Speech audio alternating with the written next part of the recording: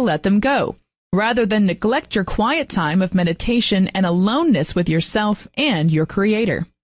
When you withdraw from the world for meditation, it is best not to think of your failures. Instead, calm yourself and center your attention on God and His almighty goodness. If possible, let all the little annoying cares go for a while and turn your thoughts to some of the simple words of the psalmist. Hold in mind some thoughts that help you, be it ever so simple. I and the Father are one. Thy will be done in me. I love you, God. Thank you, Father. I am in thy presence, Lord. This is the day that the Lord hath made. I will rejoice and be glad in it. Peace, be still. Until you have practiced the presence of God in the simple way, you can have no idea how it quiets all physical nervousness, all fear, all oversensitiveness, all the little raspings of everyday life. A time of calm, quiet waiting, alone with God, is one of restfulness and renewal. This is the secret place of the Most High, of which the psalmist speaks. Of the 4 types of prayer, general, denial, affirmative, or meditative, use whatever type seems appropriate to you at the moment, or perhaps blend the several types. But pray often. It can be the secret of peace, power, and plenty.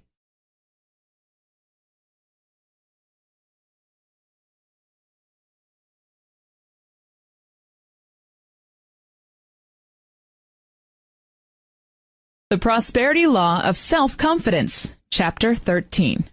A stockbroker reported that he had studied the prosperity laws from every angle, that he had observed the many prosperous-minded people who buy and sell stocks, that he had read many biographies of successful people, and that from these observations and studies, he had decided that if prosperity could be described in one expression, it would be self-confidence, which means faith in one's innate abilities and talents, and faith in God's help to develop them.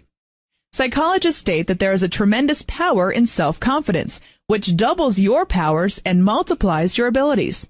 My stockbroker friend told me that after gaining confidence in the laws of prosperity and using them in his work, his income zoomed upward.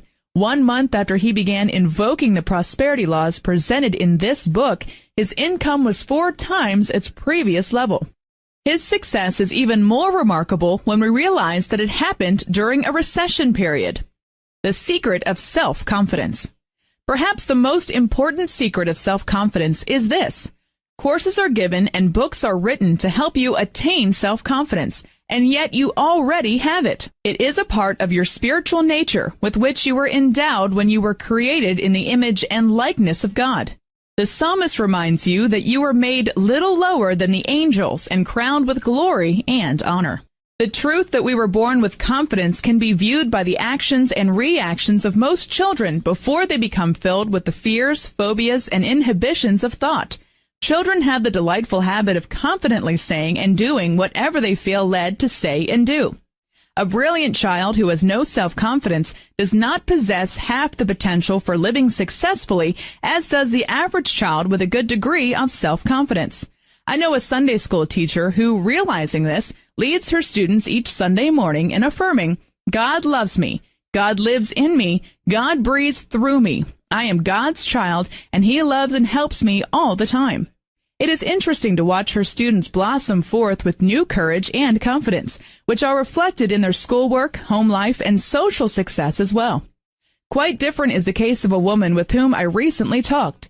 She claimed that years ago she employed the power of prosperous thinking with decidedly happy results. But a friend had told her that such thinking was odd and wrong, and that she should have nothing more to do with it. She placed more trust in the advice of her well-meaning but misguided friend than in her own God-given convictions. The result is that she must now return to prosperous thinking to restore her home life with her husband, to keep the financial wolf away from her door, and to regain her health. Lack of confidence in her own God-given convictions almost ruined her life. Admittedly, there is a difference between egotism and sincere self-confidence. Egotism is the attitude, not thy will, but mine be done, Lord. I appreciate your help, but I prefer to handle things my way. Self-confidence means humble faith in your innate God self and in your sincere inner convictions. Why shouldn't you have great faith and confidence in your deep convictions? After all, the scientists declare that you are filled with innate intelligence. Every atom of your being throbs with active intelligence. The very air you breathe and the world in which you live is an thrill with divine intelligence, which seeks to impart you all you wish to know about everything. That same divine intelligence will perform wonders for you if you make contact with it in faith. You must have self-confidence to succeed. Perhaps you have wondered at times, as have I, why some people advance to highly paid positions while others who have equal or better training are not promoted. Upon close study, you will observe that those who advance really believe in themselves and in their ability to succeed. They seem to have an inner ear with which they listen for guidance and knowledge. They seem to know that within them is something special, to which they have constant access for wisdom and expanded vision. You will usually notice that they radiate poise and assurance, so that others around them just naturally believe in them and follow their ideas. One of the superb reasons for developing self-confidence is that it is contagious. It impels and persuades others. Joshua, the first official commanding general of the Hebrews, proved this. Even though the Hebrews had been wandering in the wilderness for 40 years, when Joshua took command after the death of Moses, his first act was to assure the Hebrews that they would pass over the Jordan into the Promised Land in just 3 days, and they did. It is interesting that the word success is found only twice in the Bible, both times in the book of Joshua. No one pays much attention to the person who lacks confidence. He does not attract others or convince them of his worth, because his mind is a negative force that repels rather than attracts. One of the statements we have used in our prosperity classes hundreds of times to call forth innate intelligence as self-confidence is this: nothing succeeds like success. I now go from success to greater success with God's rich help. I give thanks that my success, powerful and irresistible, appears now. Self-confidence dissolves inferiority. You cause yourself to perform divine feats of good just by confidence in your divinity and recognizing it often. It is good to declare daily for yourself a statement of faith and confidence such as this: your name. I have confidence in your God-given guidance and abilities. I see you now going from success to greater success with God's rich help. Your success is big, powerful, and irresistible, and it now appears. I have known of several cases where inferiority complexes have been dissolved and self-confidence restored as the person consistently filled his mind with bold, daring, reassuring affirmations. Should you wonder if spoken words of good can have such power, you will be interested to know this.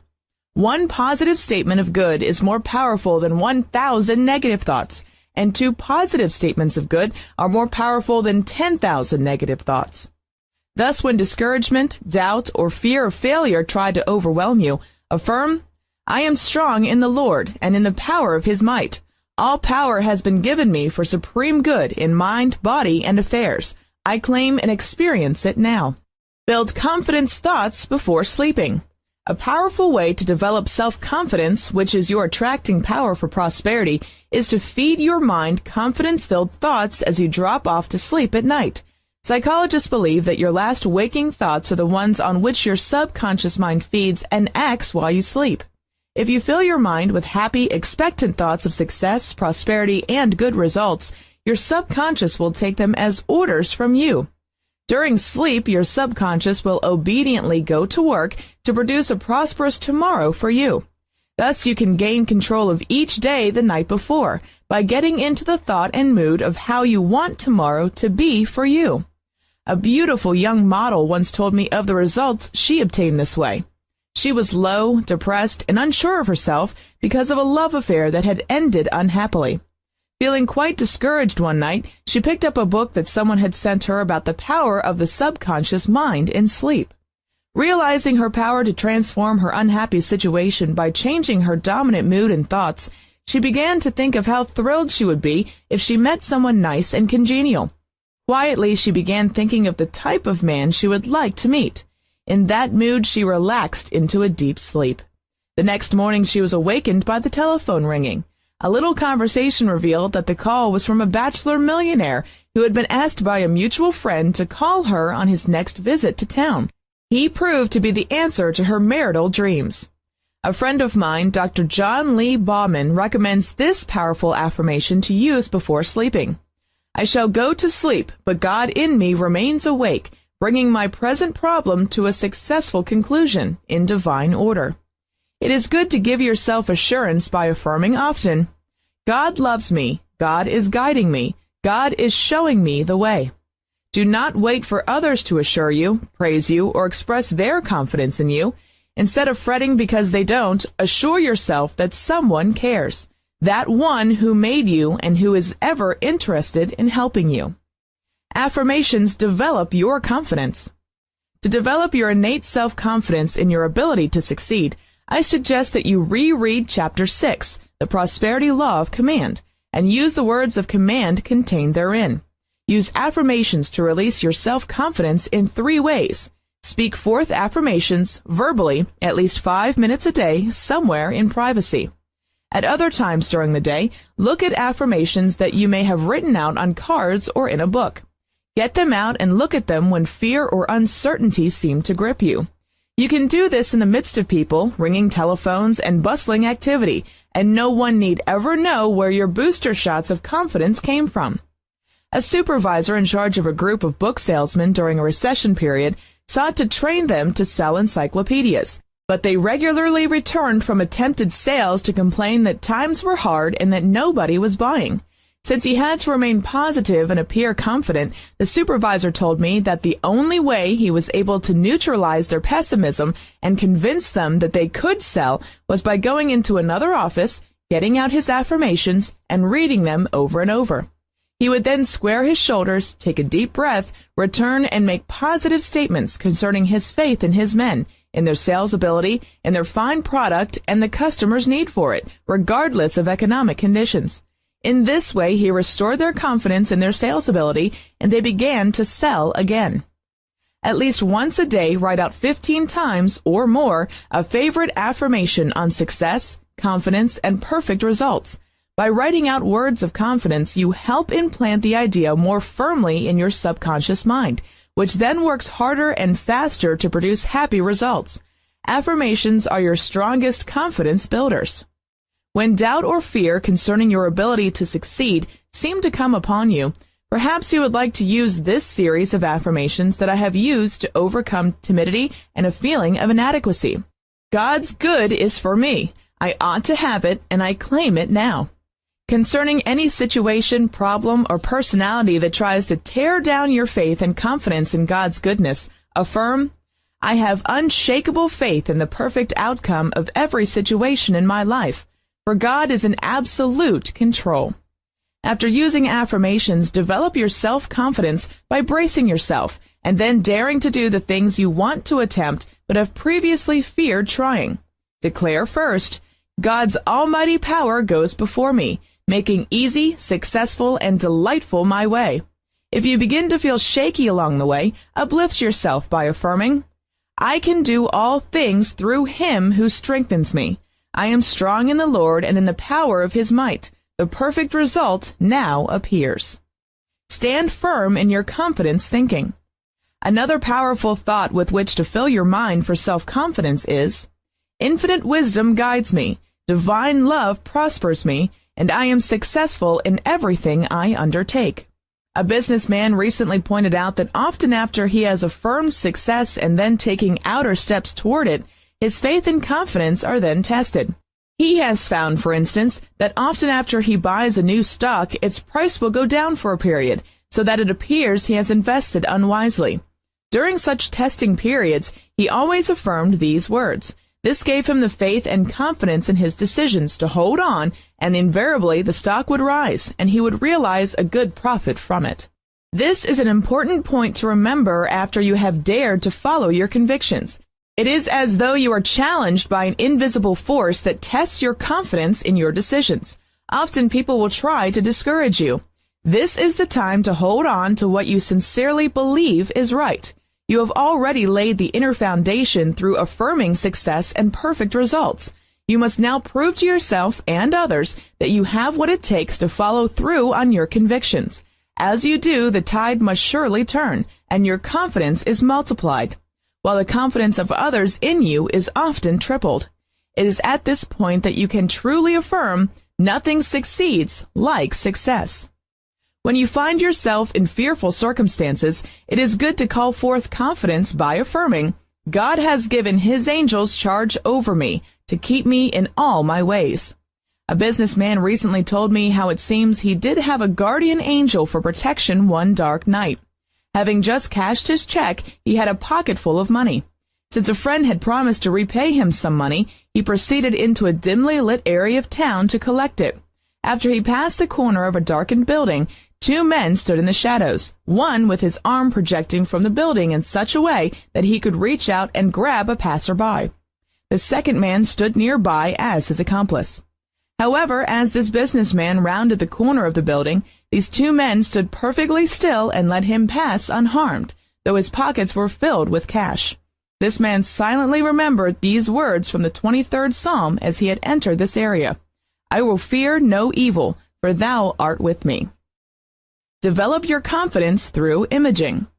To help develop your confidence in your God-given success, I also suggest that you reread Chapter 5, The Imaging Law of Prosperity, and that you make a wheel of fortune, placing on it pictures of the visible good you wish to obtain.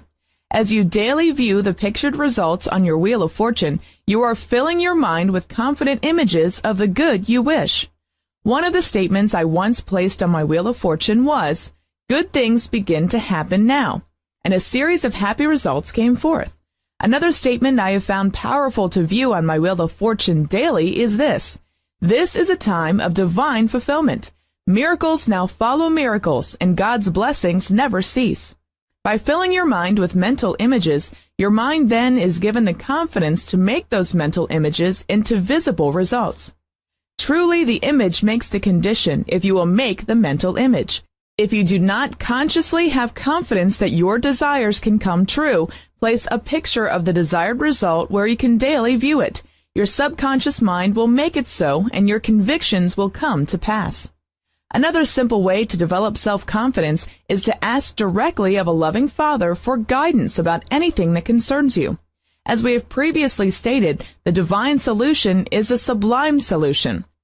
Associate with self-confident people. Another delightful way to develop your self-confidence is to link yourself with self-confident people. You will subconsciously begin to absorb their air of assurance, which soon will come alive in you. By making contact with one or two success-minded, self-confident individuals, they will subconsciously inspire you and lift you to higher levels of thought and expectation. Develop your deeper powers for self-confidence.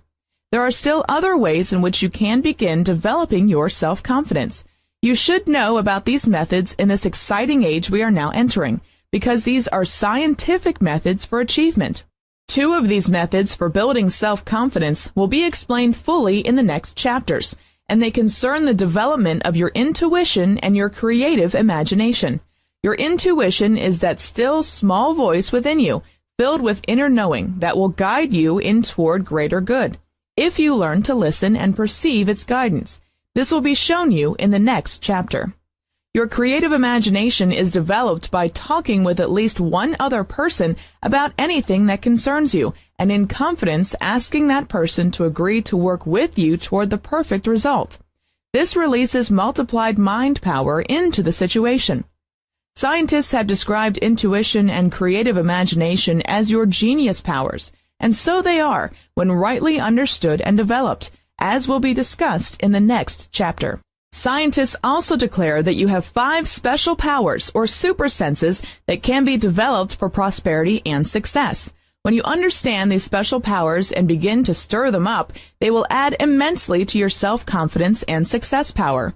These 5 special powers will be described in Chapter 15 as telepathy, clairvoyance, extrasensory perception, recognition, and psychokinesis.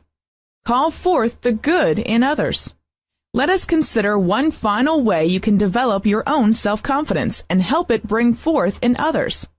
Begin appreciating, praising, and calling forth the good in others. Speak confidently to others of their good points. Dare to praise them. Speak words of kindness, uplift, and success to them. I know of one businessman whose previous failure turned into success after his wife gained new confidence in his business abilities and let him know it daily. I recently heard of a commercial photographer who stated that his great success in photographing prominent models in the fashion world came as a result of his expressing to those models, before he began taking pictures, his confidence in their ability to photograph well. He said that just by assuring them of his confidence in them, they became radiant before the camera, and he could do twice the work in half the time. Few retakes were necessary. If you think something good about someone, tell them about it. If you have confidence in a person who is still struggling to succeed, let him know it. Don't wait until after a person has succeeded to say, in backslapping ways, "John, how proud I am of you, but then I knew you could do it all the time." Express words of praise and confidence in his success before he has succeeded. That is when he really needs it. Most people wear a mask. If you could see behind the mask of their lives, you would realize what a tonic your kind words can often mean. It's like throwing a lifeline to a drowning man. It's better to overdo it, if such a thing is possible, than to let an opportunity to praise another pass by. It could be the turning point in a man's rise to success. And someone will do the same for you when you need it most. Even people whom the world considers highly successful crave words of confidence, thoughtfulness, and appreciation. Wholehearted confidence in ourselves and others has a miracle power when it is expressed. The truth of this was recently reported by a housewife who wrote, "Surely no one knows better than I the potency of words of praise and appreciation of others. Before I realized this power, I was a chronic grumbler, and the whole atmosphere about me was steeped in fault-finding and complaining. I discovered that words of confidence, thoughtfulness, and appreciation not only helped others, but also eliminated pain from my body and trouble from my mind. Since I have adopted the method of expressing praise and confidence in others, there has been a great change in my household. Especially is this true of my domestic help and my children. I no longer censure my help for apparent carelessness and for accidents, but I praise them for their good intentions, their faithfulness, and their goodness. I have found that the very act of speaking confidently to them and about them calls into activity the very qualities that are needed. I have watched this method work in what some would call a miracle. The power of speaking words of praise. I recently observed the power of spoken words of confidence when I visited a happy family group consisting of the husband, wife, and their 5 children. I marveled at the 5 well-adjusted, well-behaved children. I could not resist asking, "What is your secret for having 5 such happy, well-adjusted children in this age of common maladjustment?" The wife, who is a quiet introvert, quickly declared, "My husband is the secret. He is so wonderful with the children." I thought, how can your husband be so wonderful with the children when he is away at work 10 hours a day, 6 days a week? But I noticed a look of adoration on her husband's face. He honestly thought he was that good with the children. Later, in preparing for a cookout, the wife said to her husband in sincere appreciation, "My dear, what a wonderful fire you built." Again, I thought, whoever heard of praising a man for building a fire? But it worked. He almost built a bonfire. I have a feeling that if he had built one and set the whole yard ablaze, his wife would probably have responded by declaring, "Isn't my husband the most wonderful firefighter?" Small wonder that that family is so happy. Call forth confidence silently. Along with deliberate words of praise, kindness, consideration, and appreciation of another, it is good to silently declare to him and for him, his name, "I have confidence in your God-given guidance and abilities. I see you now going from success to greater success with God's rich help. Your success is big, powerful, and irresistible. It appears now." This does not mean you are trying to gain hypnotic control of another's mind. You are simply giving him the benefit of your high thoughts of success. To gain control of another's mind is never the object of a prosperous thinker. Hypnosis has its place in medical and scientific research, but it is not for general use. One person never has a spiritual right to take control of another's thinking. Such actions usually bring only confusion and unhappiness to all concerned. Freedom is one of the great mental laws of the universe, and a prosperous thinker knows it. As long as you simply declare ideas of general success and good for another, there is no danger of trying to mentally control them. Control comes when one tries to get specific and mentally forces another's actions to his own selfish way of thinking. Affirmations for yourself do not hypnotize you. Instead, they dehypnotize you from thoughts of failure and negation which you have habitually accepted before you realize the power of thought. A popular business executive for a large corporation attained his success through speaking sincere words of praise, appreciation, and confidence to his employees. In one instance, a young prisoner on parole was brought to him as a prospective employee. This executive expressed his faith in this ex-prisoner's ability to make good. He then hired him. Over the years, he constantly spoke words of confidence and expectation of good to this employee. Today, that former prisoner is an executive for the same company. Your self-confidence will multiply. You may never know just how much good your words of confidence can mean, nor how far they can go to produce good for others. The age-old truth applies. When you speak words of confidence concerning others, you cannot help attracting it to yourself, since what you send out comes back multiplied. Along with these various methods for developing your self-confidence, and with the more scientific methods given you in the next 2 chapters, there is one other that should never be underestimated. Psychologists declare that prayer is one of the greatest confidence builders in the world, and I believe it. I suggest that you reread Chapter 12, which gives you the 4 basic methods of prayer. Through prayer, you can tap that divine something within you and around you that releases great power and faith. You are then filled with confidence and the zeal to proceed. Someone has said that it is the man who thinks he can that succeeds. Remember the power of putting your best foot forward as a confidence builder, too. By doing whatever you can to affect the confident feeling and the confident look, you give yourself and others the impression of assured success. Your own thoughts and those of others then multiply along the line of expected successful results. In the various ways mentioned herein, your thoughts are lifted up, self-confidence becomes a habitual state of mind, which then unconsciously goes to work for you. Then your prosperity comes in an avalanche of praise-filled success.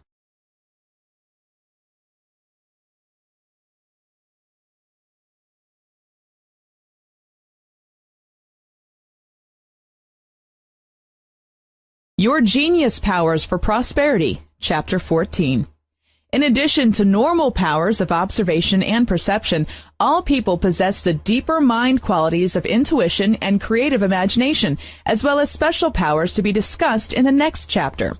People whom the world considers to be of genius caliber are those who have had the courage and confidence to listen to their intuition and creative imagination and who follow its guidance. As they follow their inner leadings, the results are usually so wonderful that others believe they have unusual gifts. They do not really possess unusual powers. They are instead actively using their intuition and creative imagination, rather than stifling these mind powers, as most of us are inclined to do. We, too, can stimulate our intuition and creative imagination as genius powers for prosperity, success, and more satisfying living. As you develop your genius powers, you may seem to be listening at times to that different drummer of whom Henry David Thoreau wrote. I've always had a highly developed intuitive nature, and it often confused me because I did not understand it. I had been given the impression that if I obeyed it, I was being strange, eccentric, even abnormal. Often as a child, I could not explain to other people what it was or why I felt compelled at times to follow its promptings. I found, on the other hand, that if I did not obey the hunch, inner prompting, or sixth sense idea that persisted, my world became confused and unhappy. I discovered that when I followed my hunches faithfully, I was inevitably led to the right result. You will find, on looking over the people in your midst who have been baptized with originality, that they have let the world's thinking alone. And so creative new knowledge has been free to express through them. The world needs this kind of original thought in this exciting progressive era in which we now live. From a prosperity standpoint, people have not known what to do with their genius powers of intuition and creative imagination. Those who developed that inner feeling or knowing that flashes into us at times were usually considered odd or abnormal by their business associates, if they expressed rather than suppressed it. Most of us were taught not to take such people seriously. You are equipped with genius powers. However, in this enlightened age, we are beginning to realize that while we are humanly equipped with only 5 physical senses as mental and spiritual beings, we are born with the powers of the mind that are little recognized and little used. It is these unexplored faculties of the mind that seem to have genius power for producing prosperous, successful living. Because our attention is regularly turned to the outer world of activities, we do not hear or heed the guidance of intuition. A businessman recently said that if we could make a record of our intuitive promptings, we would be astonished at how many times they would have revealed the right path if we had followed through on those promptings. We have all heard the term women's intuition, often used somewhat humorously. The general belief is that intuition is perhaps a peculiar but trivial quirk in women, but hardly dependable enough for men. We are now learning, however, that everyone has intuition, both men and women. If women have seemed to develop their intuitive nature more noticeably than men, perhaps it is because man's attention has been turned more toward the world of business and similar external demands. Such interests can be distracting when we are developing our mental powers. Women's place is traditionally in the home, usually a quieter atmosphere, more conducive for responding to inner promptings of her intuitive nature. However, in these modern times, the situation has changed. Both men and women's attentions are given to business and other outside activities. In order to develop our genius powers of intuition, some definite instruction is needed. You should develop your intuition. The dictionary defines intuition as the immediate knowing or learning of something without the conscious use of reasoning, instantaneous apprehension. Literally, your intuition is your inner knowing. Intuition is similar to a radio receiving set through which ideas, plans, or thoughts flash into the conscious mind. These flashes have been described as hunches, inspirations, or promptings of the still small voice within. Elijah discovered that the still small voice was the voice of God himself as supreme guidance and wisdom. The still small voice is a genius power, for it is your God power.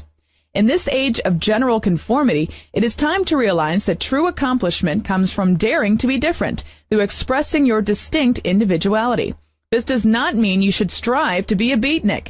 As Charles Fillmore has written, however, if you are educated and molded after the ordinary pattern of the human family, you may live an average lifetime and never have an original thought.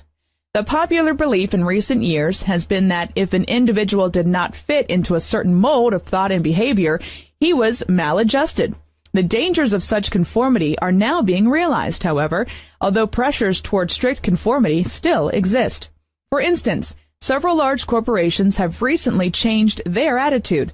They are finding that conformity in their employees leads eventually to stagnation and production decline. Certain companies are now seeking ways to stimulate new individualism.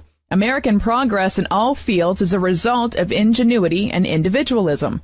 One writer has pointed out that the space age demands daring and persistent individualism, and that trait is usually found in a person who has learned to listen inwardly and who follows his intuitive leads. Perhaps you have not followed your intuitive leads because they seemed fantastic, and you have waited to reason through its promptings before you choose to act. Intuition is not concerned with reason, for intuition is a faculty of the mind that does not explain. It simply points the way, leaving you free to take it or leave it, to heed or ignore its promptings. Men of genius have the self-confidence and faith in their inner promptings to follow them without reasoning them through. That is why they are considered men of genius. Ordinary people usually wait for proof, and consequently they flounder in the conflicts of intellectual questioning. It is through intuition that musicians, artists, writers, scientists, and the saints have made contact with the all-knowing mind of God, and then poured forth inspiration to the world. There is intuition that comes to you in inner ways, and there is intuition that comes to you in outer ways, but come it will if you allow it to do so. Yes and no phases of intuition. There are yes and no phases of intuition. Often the yes phase of intuition comes in such a quiet, gentle way that you are inclined to disregard its promptings, at least at first. It does not try to convince you of anything. Usually, though, if you disregard it, that same hunch will gently tap at your mind again and again until you do become aware of it. The no phase of intuition is often more pronounced. For years, it seemed that the only time my intuition ever came alive was when it would emphatically say no to me through an inner feeling of restlessness, discomfort, or discontent. The no phase of intuition often seems louder and more emphatic. It gives you an uncomfortable feeling that you cannot cast off unless you follow your no guidance. You can learn to contact the yes and no phases of your intuition and seek its guidance by daily observing quiet times, when the mind is free of bustling thoughts, relaxed and receptive to intuitive leadings. Intuition usually does not force its way, but it patiently waits for a relaxed mood through which to work most effectively. A hunch can work through a busy mind, however, when there is a strong need. 5 simple steps for unfolding your intuition. Here is a definite formula for developing the yes and no powers of your intuition. First, realize that intuition is a spiritual faculty of the mind which does not explain or reason, but simply points the way to your greater good. For instance, a secretary applied for 3 different jobs. One job would pay her very well, another would pay her moderately well, and the starting pay of the third job was rather low, but it offered the highest potential for advancement and job satisfaction. Human reasoning tried to tell her to take the first job with immediate high income.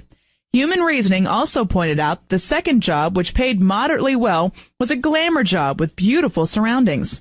But this secretary's intuition or inner feeling told her that she should accept the third job, which paid less and surely had no glamorous surroundings. But its potential was greater because her employer had an unlimited future in the new business he had just started. Thus, she followed her intuition, which did not try to reason or prove itself to her, but merely pointed the way. It proved to be the best job she ever had. Before long, new and glamorous furnishings were added to her office. Eventually, her employer rose to the top in his business, and her salary was then 3 times the amount offered at the other jobs. It is up to you to follow the intuition path in faith and confidence in order to claim your good. All that you see in the world about you came forth because of someone's hunch or feeling that it could be done. You can use your ideas and inner feelings to create a more wonderful world. Second, as you go about your daily life, whether your work is mental or physical, act as though you are in the presence of divine intelligence, divine intuition. Train yourself to realize that divine intuition is right with you, is interested in you, knows all about you, and delights in guiding and helping you. As you take this attitude of mind about whatever you are doing or whatever concerns you, you will find a new power at work for you and around you. You will discover a new ability to accomplish. You will attract better conditions and happier experiences. The more you think of this loving, all-knowing divine intelligence and its intuitive guidance working with you and for you, the less laborious effort you will exert to make things right. To help you attain this attitude of mind, affirm often, divine intuition is now showing me the way. Divine intuition is now working in and through me, in and through all concerned, producing easily and quickly the perfect outcome, the perfect result. Third, as you take these steps mentally, you will find you do not have to struggle, even in your thinking, to make things right and better. Instead, you will discover that whatever you think about, give your attention to, or are interested in, begins to reveal its secrets to you. The dictionary further describes intuition as the ability to look at, regard, or contemplate. More and more you will discover that the thing you look at and contemplate desires to know you. You will stop thinking of your desired good as apart, away, separate from you. You will stop thinking of your desired good as difficult to obtain. You will stop scheming and trying to maneuver and manipulate people or events. Instead, you will begin realizing that through the help of divine intuition, all things are already at hand, ready to come forth as ideas, plans, and methods of procedure, and in due time, happy results. Fourth, after beginning to do everything as though you were in the presence of divine intelligence and intuitive wisdom, which knows your needs, is interested, able, and happy to help you, you will find not only that your abilities are increasing more and more, but also that you are being instructed from within about many things you need to know. Suddenly, you will have a feeling or get a hunch about what to do or not to do. As you follow that hunch or prompting, you will be happily amazed to find that divine intuition, which gave you the prompting, has already gone before you and prepared the way of its fulfillment for you. You will discover that as you follow that intuitive prompting in faith without reasoning it through, your good will unfold to you almost faster than you can accept it. Thus, a hunch or inner prompting simply indicates that which you desire actually desires to be yours. Desire is God tapping at the door of your mind, trying to give you greater good. That you deeply desire something is positive proof that it has already been prepared for you and is only waiting for you to recognize and accept it. This does not mean that you desire or wish to accept someone else's good.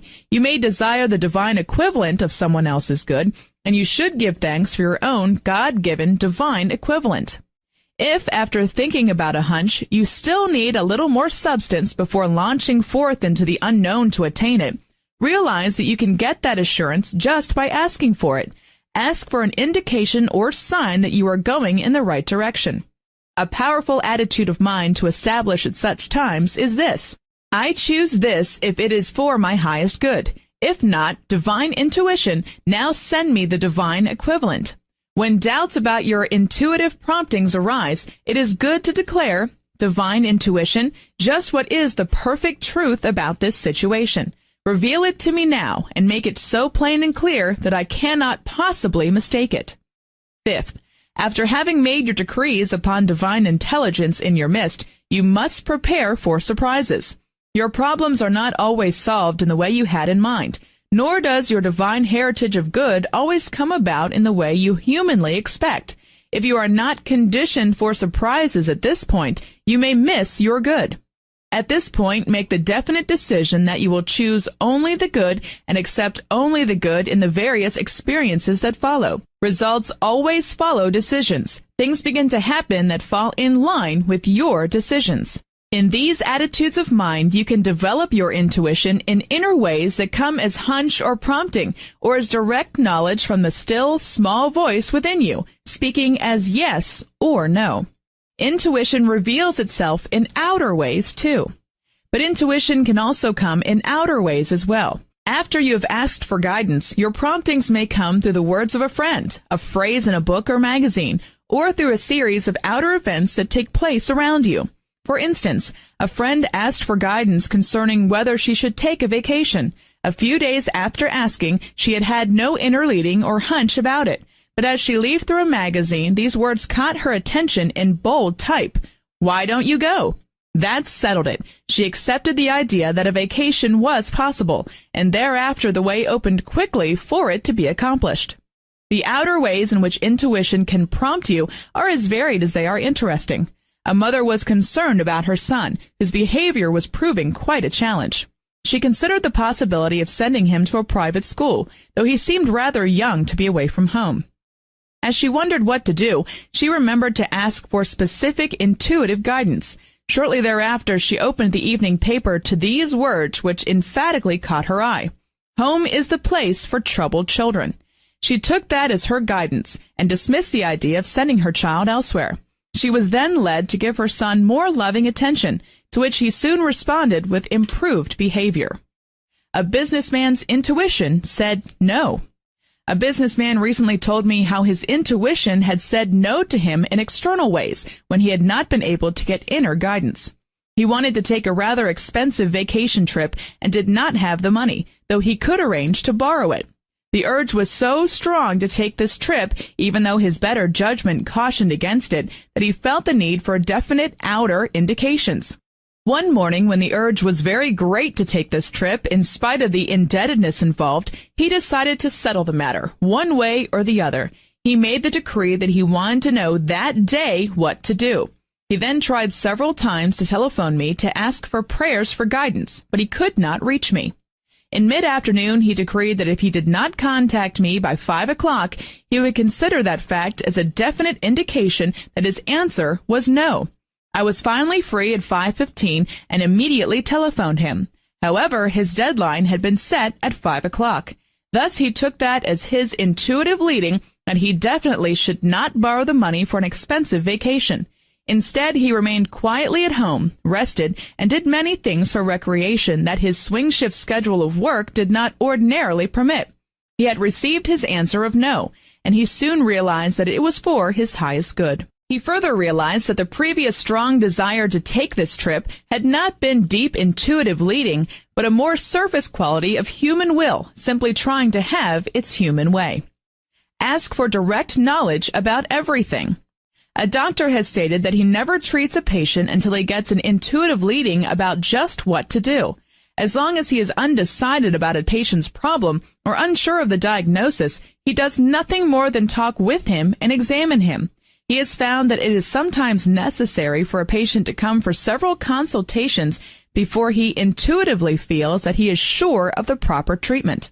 Since he has a large and very successful practice, he has obviously proved the success power of intuition. Often I have found that when I ask for direct knowledge or guidance, someone who has no conscious way of knowing I have a need along that line will often telephone, write, or make an appointment just to tell me what I need to know. Solve your problems intuitively. When a personal or business problem appears, do not carry it around, nursing it, and thinking you have to wait until a later time to get relief from it. Instead, ask for direct guidance and knowledge, and then watch for inner or outer intuition to speak to you. Begin now to develop your intuition. If you act with perfect faith on the inner and outer intuitive leadings that come, you will never be too late or too early, and nothing will go wrong. If things appear to be going wrong after you begin following your strong leadings, do not get disturbed. Affirm that divine intuition is producing the perfect result, and the good will appear. Sometimes things appear to be going wrong, when in reality they are being rearranged for the right outcome. Emerson realized the genius power of intuition in his essays when he predicted, "We are passing into a new world. The spirit will be enthroned in the heart of man. Then will come a philosophy of insight, and out of that the transformation of genius into practical power." Insight is another name for inner knowing or intuition, out of which genius power can be transformed into practical power and practical results. Your second genius power is creative imagination. Solomon was surely describing your genius power of creative imagination when he declared, "Where there is no vision, the people perish, but he that keepeth the law, happy is he." In interesting ways, you can use your genius power of creative imagination. From an individual standpoint, you can develop your creative imagination as a prosperity power in a very simple but pleasant way. We all wish to gain spiritual control of future events and plans for prosperity. Every night before retiring, it is good to think of the next day's plans. To release your genius power of creative imagination, I suggest that you then use this technique. Instead of worrying about how the next day's events will come out, or instead of brooding over some troublesome phase of it, simply bring into your conscious thoughts all that you know about the next day's events. Begin with your early morning activities and mentally arrange your whole day's activities as you would like to see them. Every time some distressing possibility wells up in your feelings, take control of it by affirming, "I bless you with God's almighty good. God's good is now gaining control, and all is well." Pleasantly accentuate the positive developments that you would like to experience the next day, and take control of all else by affirming God's good control of it. For the entire day's activities, affirm, "I give thanks for the divinely satisfying fulfillment and for the divinely satisfying results." Thereafter, dismiss the matter from your mind. You have used your creative imagination to create the right outworking of each situation. Circumstances, situations, personalities, all involved, will then gravitate toward the perfect outworking, the perfect prosperous fulfillment. This is a powerful method for using the mind to bring about expanded good in family, business, social, or spiritual matters. Creative imagination can dissolve unhappy memories. You can also use your creative imagination to dissolve unhappy memories, failures in business, inharmony in relationships, and other negative experiences from the past. In the realm of divine intelligence, there is no past, present, or future. There is no time element at all. Since you live, move, and have your being in the midst of this immense intelligence, you can gain dominion over your past, present, and future. Thus, you can bring to mind the elements of any situation from the past that you would like dissolved and cleared up forever. You should bring to mind the time, place, and persons involved. You should then mentally go over the elements of the situation and again affirm, I bless you with God's almighty good. Then mentally rework that experience, seeing it the way you would like it to be. As you do something constructive about a negative memory, the negative thought pattern is dissolved by the loving, positive thought pattern you are putting in its place. Declare that reworked memory and all concerned in it, whether or not those involved are still on this earth plane. I bless you and bless you for the goodness of God that is at work and through you. I claim for myself and for you that God's almighty good is all there is in this experience. All else is now permanently dissolved. If apparent negative emotions and deep-seated feelings try to flare up, affirm to them, "Be thou dissolved, now and forever." Through this method, you can free your mind from negative memories that have clogged and crowded your mind, perhaps for years. You will thereafter find that you will feel freer, more unburdened than ever before. Soon rich, new, prosperous ideas will begin filling the space formerly occupied by negative memories. Your creative imagination can, in this way, uncover new good for you. Another can join with you. Through group coordination and interchange of ideas, many a person has been greatly prospered. When even two people begin thinking about an objective in a harmonious way, there is double mind power at work, so that increased energy and ideas are released upon the objective. Any trusted member of your family or a trusted friend is sufficient. The only stipulation for releasing the genius power of good is that the trusted one be in complete harmony with you, and that he or she does not discuss with others your problem or idea. In quietness and confidence truly is your strength at such times. It is good to say to that trusted one whatever is on your mind, to completely unburden yourself to them, and to ask their ideas and their prayer help. Often just by discussing a situation with such a trusted soul, fresh new ideas, a fresh new viewpoint, and right results can often quickly appear. When two minds are blended toward a single purpose, they seem to tune in on a higher power that is filled with higher ideas and omnipresent intelligence, which then reveals to them the right way to proceed. Overcome depression through creative imagination. When you are feeling low, depressed, discouraged, and feel that you cannot go on, that is the time to use the creative imagination approach. Talk with some one person with whom you can unburden yourself and let them help you get a fresh, new, uplifted viewpoint. It is at such times that others can rebuild your self-confidence when you seem unable to do so for yourself. I recall one instance a number of years ago when a fellow worker had told me off. She declared that I was a complete failure, could not last, did not have what it takes to succeed, and was on my way out. These words came as a great shock to me, since she had previously encouraged me in all my endeavors. Had I not known about the creative imagination method, I might have just given up entirely. But I remembered that just one person helping me counteract all the negative thoughts that had been directed toward me could turn the tide. In distress, I poured out the details of what had happened to a trusted friend, who then reversed every negative thing that had been said about me. The friend declared, "Now you know you are not a failure. You have succeeded many times, and you will continue to succeed. You know that you have what it takes, and above all, you know that you are not on the way out. Instead, you are on the way up." The friend then explained that the negative statements about me were quite unimportant. My reaction to them was all that mattered. With my friend's understanding help, I was able to regain confidence in myself. Actually, the only thing that stuck in my memory from it all was the happy, positive statement, "You are on the way up." Often, I have happily affirmed it.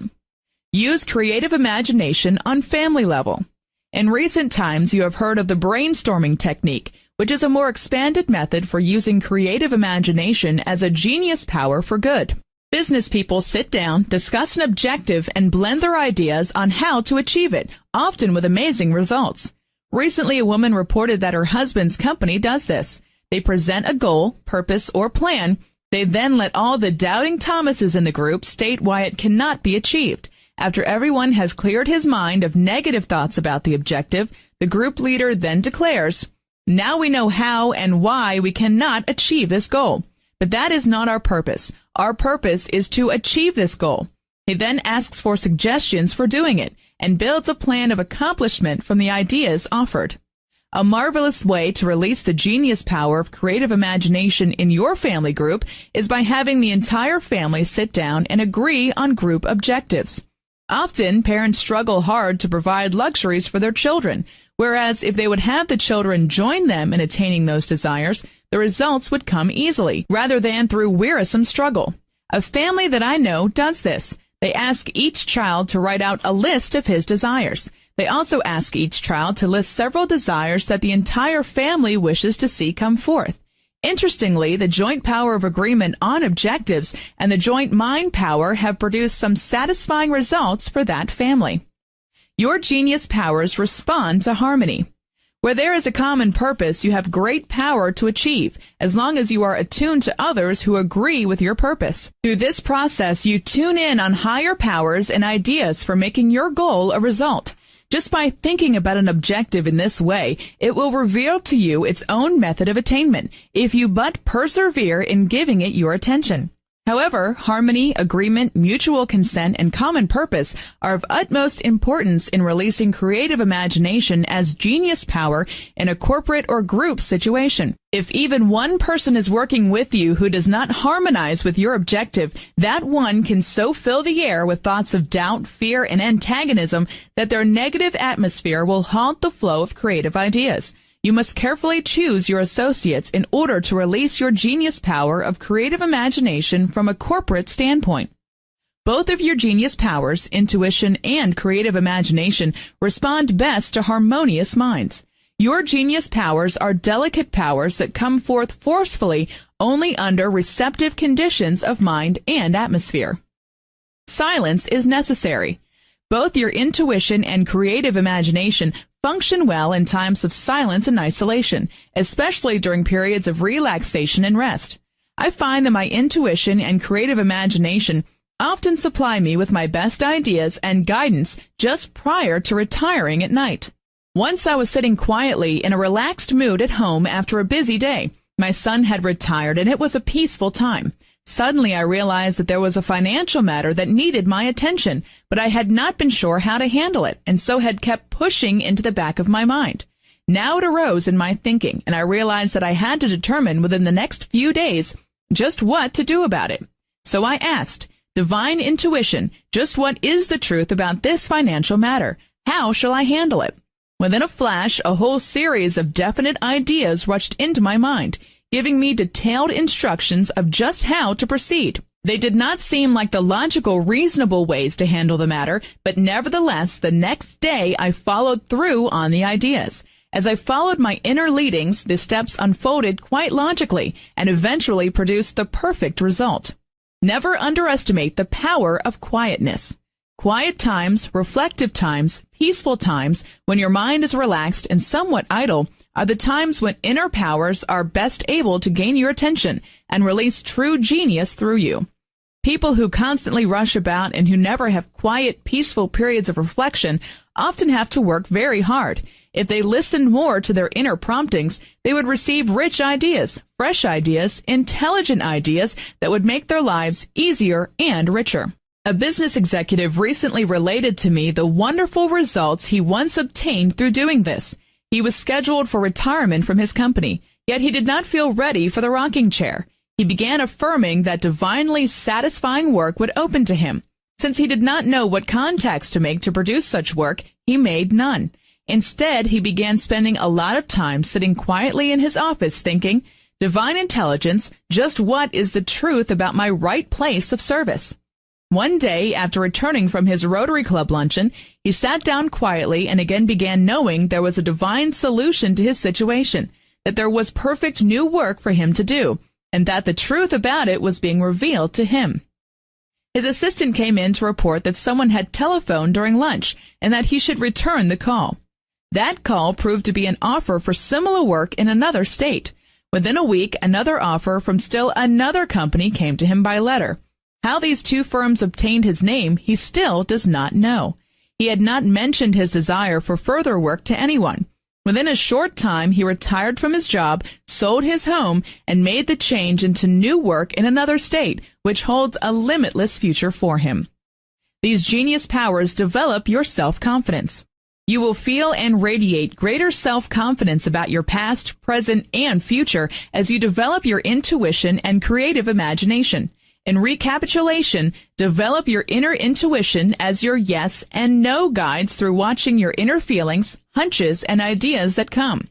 Develop your outer intuition by watching events, situations, and emphatic statements that attract your attention after you have asked divine intuition to point the way. Develop your creative imagination by imaging your good, by mentally seeing the perfect past, present, and future, by talking with one trusted person and getting him or her to agree with you on desired results, by forming a creative imagination group and having them harmoniously agree with you on desired results. This group can either be a business group, family members, or trusted friends. In these simple ways, you develop, contact, and release your genius powers for prosperity. Never underestimate your genius powers. They want to work for you to bring you greater happiness, success, and confidence in your ability to receive guidance every step along life's pathway. Why not let them? Declare often for this purpose, I give thanks that my genius powers of intuition and creative imagination are now released and that I happily fulfill my divine destiny.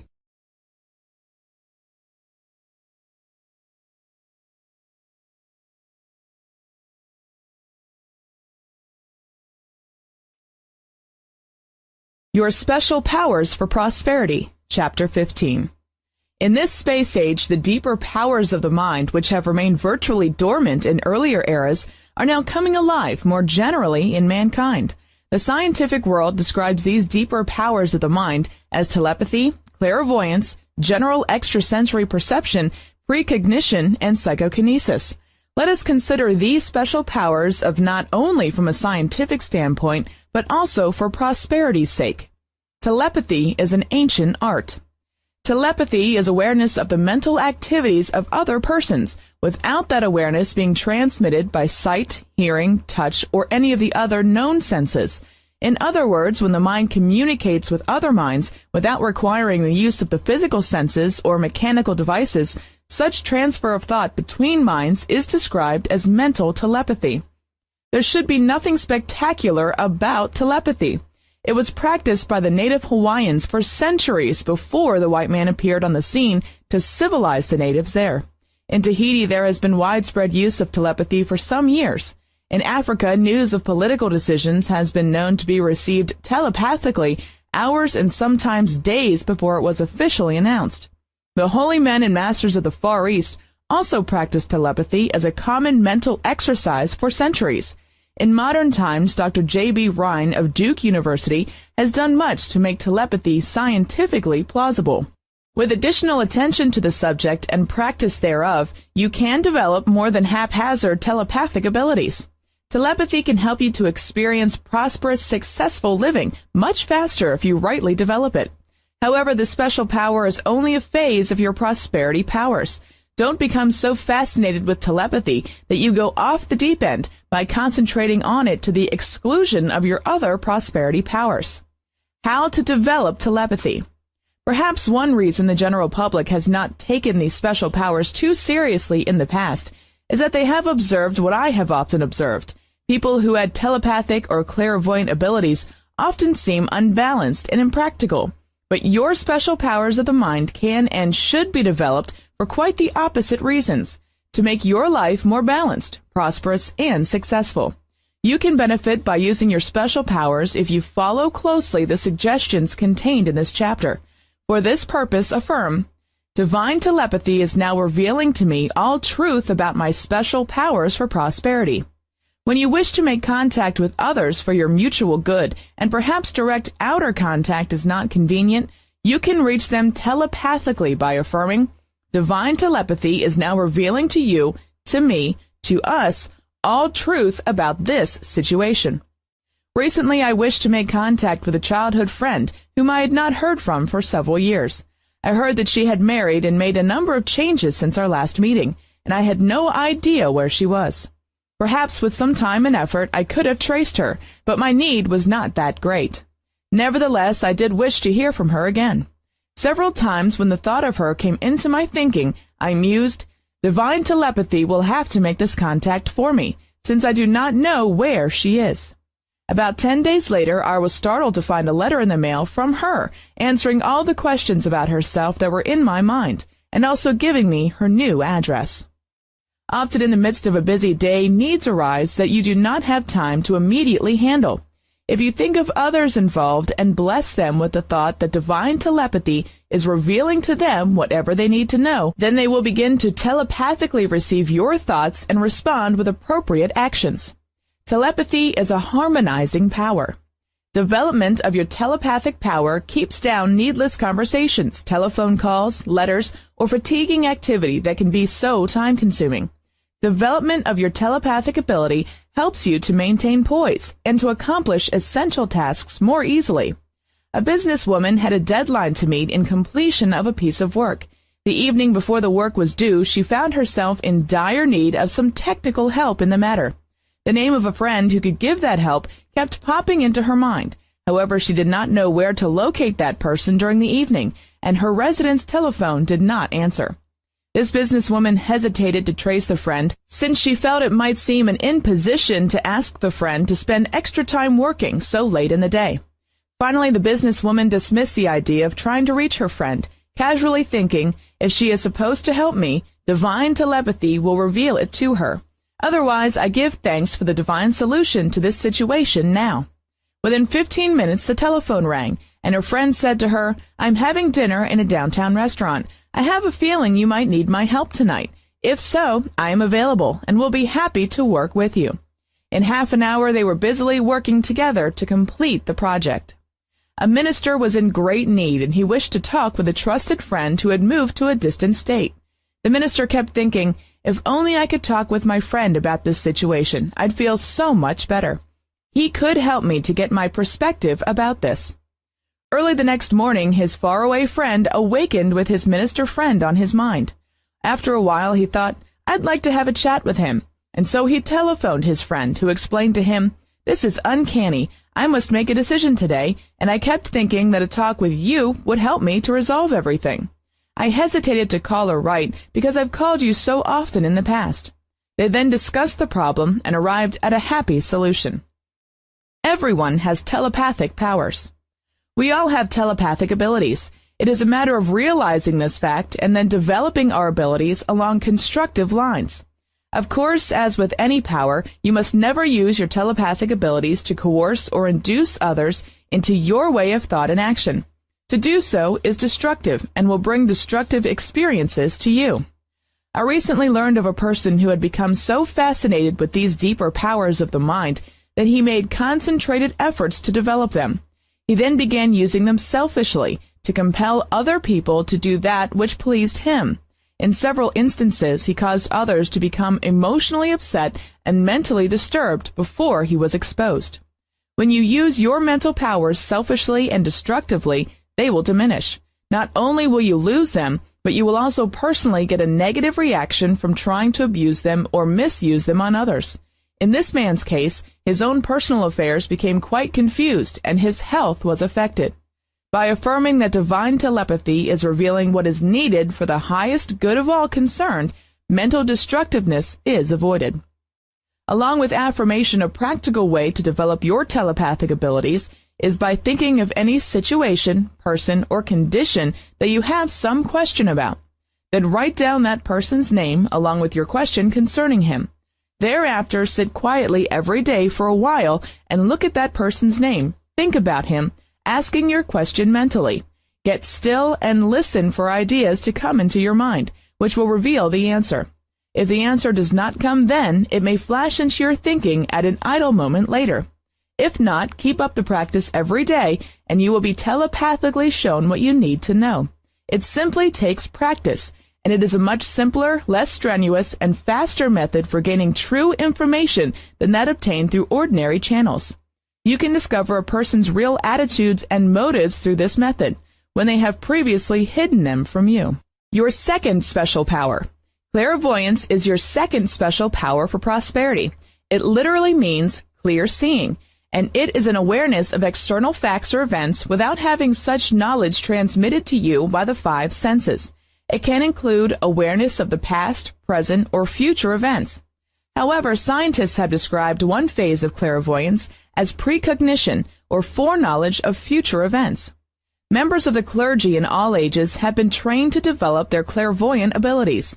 People in ancient civilizations in China, Egypt, Mexico, even the early American Indians sought to develop their awareness of events which were happening at a distance.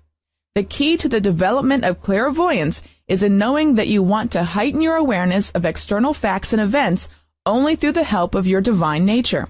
You do not want to become sensitive to the human mental strata of thought in which float negative ideas about war, crime, disease, and other destructive beliefs. I once knew a woman who developed her clairvoyant abilities along such negative lines. Tuning in on such negative ideas and conditions was destructive and unbalancing to her. Finally, her husband left her, her children were taken from her, her health failed, and her emotions were utterly shattered. You want to develop your clairvoyant awareness for good only. By affirming the development of your divinely clairvoyant powers, you will grow spiritually and be led to contribute to the well-being of others. A number of reports have recently described clairvoyant people who became aware of negative events. No wonder the general public has shunned the idea of clairvoyance, because they do not care to become involved in the world's troubles, having enough of their own.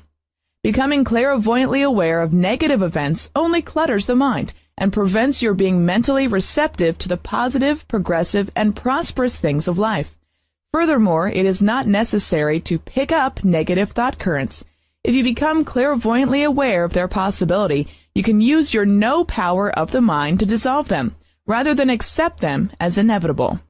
Let clairvoyance guide you. If you are seeking guidance about some business problem and wish to attain an awareness of external facts or events concerning it, do so in this way. Become still and meditate in a listening state of mind. Then let this thought go slowly through your mind. Divine clairvoyance is now revealing to me all truth about this situation, condition, or event, both past and present. If there are certain facts or events you should know about in your meditation, declare, Divine clairvoyance is now revealing to me all truth about these specific facts or events. Then go over the specific items gently, as best you now understand them. As your mind absorbs the thought of the item, and also absorbs the idea that divine clairvoyance is revealing further truth about it, suddenly the illuminating truth will begin to come. Outer events will probably happen to substantiate your mental impressions about it. A medical technician realized that she could develop her clairvoyant abilities, and she had been declaring that divine clairvoyance was revealing to her all that she needed to know. She was planning a trip and considering new clothes for it. One night in meditation, as she was thinking of a lovely linen dress she would like for the trip, she affirmed, Divine clairvoyance knows where such a dress is and is leading me to it, if it is for my highest good to have it. The next day, a friend telephoned from a downtown department store and said, There is a lovely linen dress here on the rack. When I saw it, I thought of you. 2 hours later, the technician finished her work and stopped by that store. Upon arrival, she learned that someone had already purchased the dress. She realized she had clairvoyantly seen the dress, so she was not disturbed. She nonchalantly said, If that dress is rightly mine, I will still have it. If not, the equivalent will appear. The next day, her store clerk friend telephoned to say, The customer has returned that linen dress. It is here on the rack, and I will put it up for you if you wish to come and see it. She later happily purchased the dress, which proved to be identical to the one which had come to her in meditation previously. As you develop these deeper powers of your mind, which are your obedient servants and love to work for you, you will find that you do not have to work so hard in the physical world to accomplish right results. The truth of this was revealed to me recently when I had an early morning long-distance call telling me that plans had been changed for that day. It would be necessary for me to make a trip of several hundred miles, which I had not planned to make. My first reaction was that I did not wish to make the trip, that it was not convenient in my schedule for that day, and that I did not desire to drive alone. Then I remembered to meditate and to affirm, Divine clairvoyance is now revealing the truth about this experience. A peaceful, harmonious feeling then came to me concerning this unexpected change in plans. Later that morning, a friend came into my study and said, I am here to take that trip with you. Surprised, I asked, how did you know that I might take a trip today?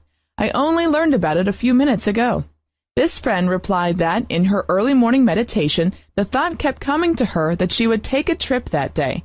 Knowing the power of ideas, she had made plans accordingly. When she later spoke to my secretary, she learned about my unexpected trip. Not only did she accompany me, but she drove her car, which made the experience an enjoyable one. Clairvoyance provides a solution. A businessman had been involved in a dispute with two other businessmen. He had tried everything he knew to settle the dispute, but to no avail. One night, while talking with a friend by telephone about the confused situation, he stated that he had done all that he could do and was going to release the situation to work out as it wished. As he ended the conversation, the face of one of the men involved in the dispute flashed into his mind. The thought came to him that this man would visit him in a day or so to resolve the dispute. He did not tell anyone about this flash of clairvoyance, but he affirmed, divine clairvoyance is revealing itself to all concerned and producing the perfect, harmonious solution. 2 days later, in the late afternoon, as he was finishing a business conference, he walked into his outer office to find that man waiting to see him.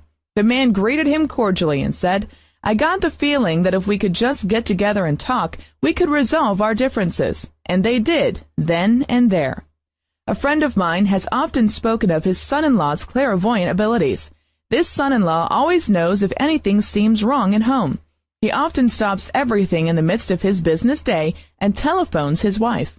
At other times, he has remarked to his secretary, do not disturb me because my wife is going to telephone me about something important. Always it has proved true. Clairvoyance, the past.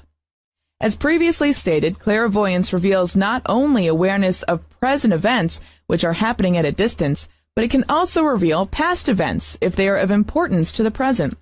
I know of two people, a man and a woman, who have clairvoyant power to see into the past. In each instance, they assure people who go to them for help that they are never shown anything about a person's past unless it can aid that person to be free from the past.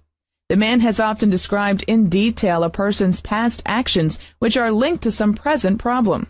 You can develop this phase of clairvoyance for your own good if you will declare concerning any situation which seems shrouded with mystery or uncertainty from the past.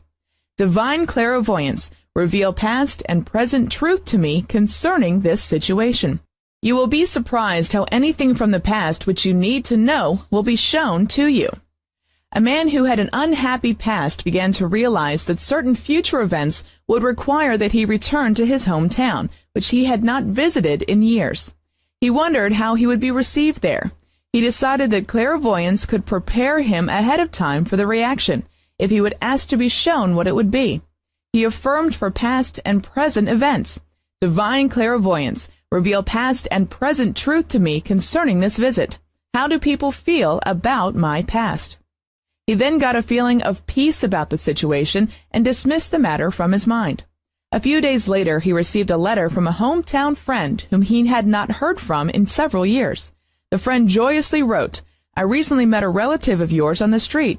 I asked about you since I had heard nothing from you in years. He joyously told me of all your accomplishments and of your plans to come home for a visit soon. When I heard of all that you are doing, I was so thrilled that I could not help telling all of your old friends. My friend, they want you to know how happy they are for you, and they all await your visit with anticipation. Perhaps you have unknowingly used clairvoyance when you needed to find a misplaced article. As you would get quiet and think about the misplaced article, often the thought would flash into your mind just where it was located. Your third special power. General extrasensory perception is your third special power for prosperity and success. It is a blending of telepathy, in which you become aware of the thoughts of other people, and clairvoyance, in which you become aware of facts or events that are taking place.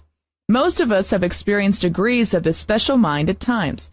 For instance, a lecturer was planning a trip to a distant state where a friend had invited him to speak publicly. The date was set and tentative plans were made. A few weeks prior to his departure, the lecturer began to feel uncomfortable about this trip and wondered if it was wise for him to make it. In meditation, he affirmed, divine perception revealed to me the truth about this trip. Should I take this trip or not? As he continued to meditate about the situation, he got the impression that great hostility was coming to him from that area. He sensed that someone in the town where he was scheduled to lecture had personal antagonism toward him and resented his coming. It all seemed preposterous, but he finally wrote his friend about his unusual impressions. Quite naturally, his friend quickly replied that he must be mistaken, that no hostility existed, and that everyone there was happily expecting the proposed lecture. However, the lecturer remained adamant, and he canceled the trip. While it caused some conflict between him and his friend for a while, the lecturer was relieved. Every time he thought of the situation thereafter, the lecturer would affirm, "Divine perception revealed to all concerned the truth about this situation. Let it be known if there is any hostility." About 6 months later, he received a letter postmarked in the town where he had planned to lecture.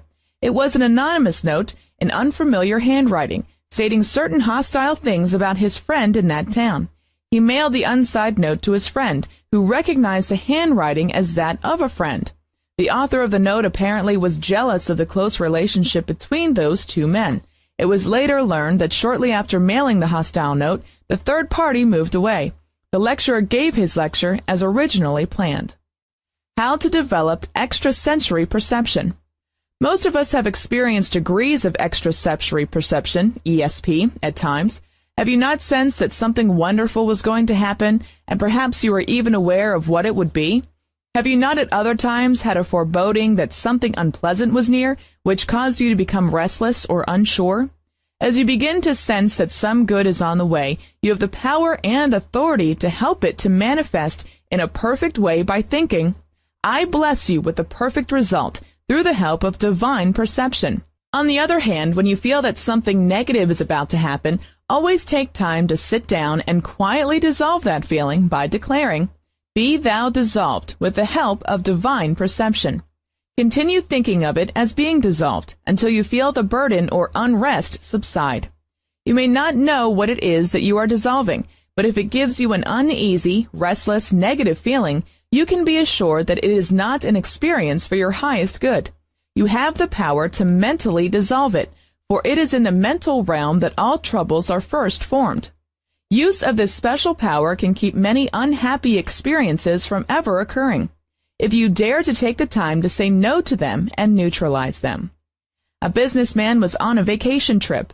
One morning, as he and his wife arose early to drive some 500 miles that day, he had an uneasy, apprehensive feeling. Not realizing that this was his extrasensory perception trying to warn him not to proceed on his journey just then, he drove on anyway. A few miles down the road, there was an accident in which he, his wife, and one other person were severely injured.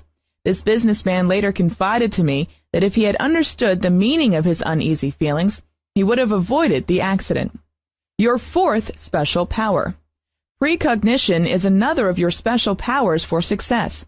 While clairvoyance is an awareness of past or present events that happen at a distance, precognition is a phase of clairvoyance which brings knowledge of future events without the use of any physical agent for such knowledge. Sometimes through dreams, inspirational flashes, or in meditation periods, you are shown the action of future events. I know a child who has often foreseen the events of his life for the coming week. In one instance, this child came to see me and asked, "How is it that I know everything that is going to happen for the coming week?" I suggested that he write down everything he foresaw and then come back a week later and discuss it. When he returned with his notes, it was clear that nothing big had happened. He had known how much money his parents would give him.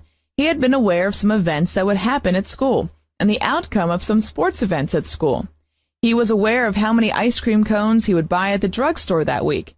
One night he had not bothered to study for a test because he said he already knew that he would make a 94 on it, which he did.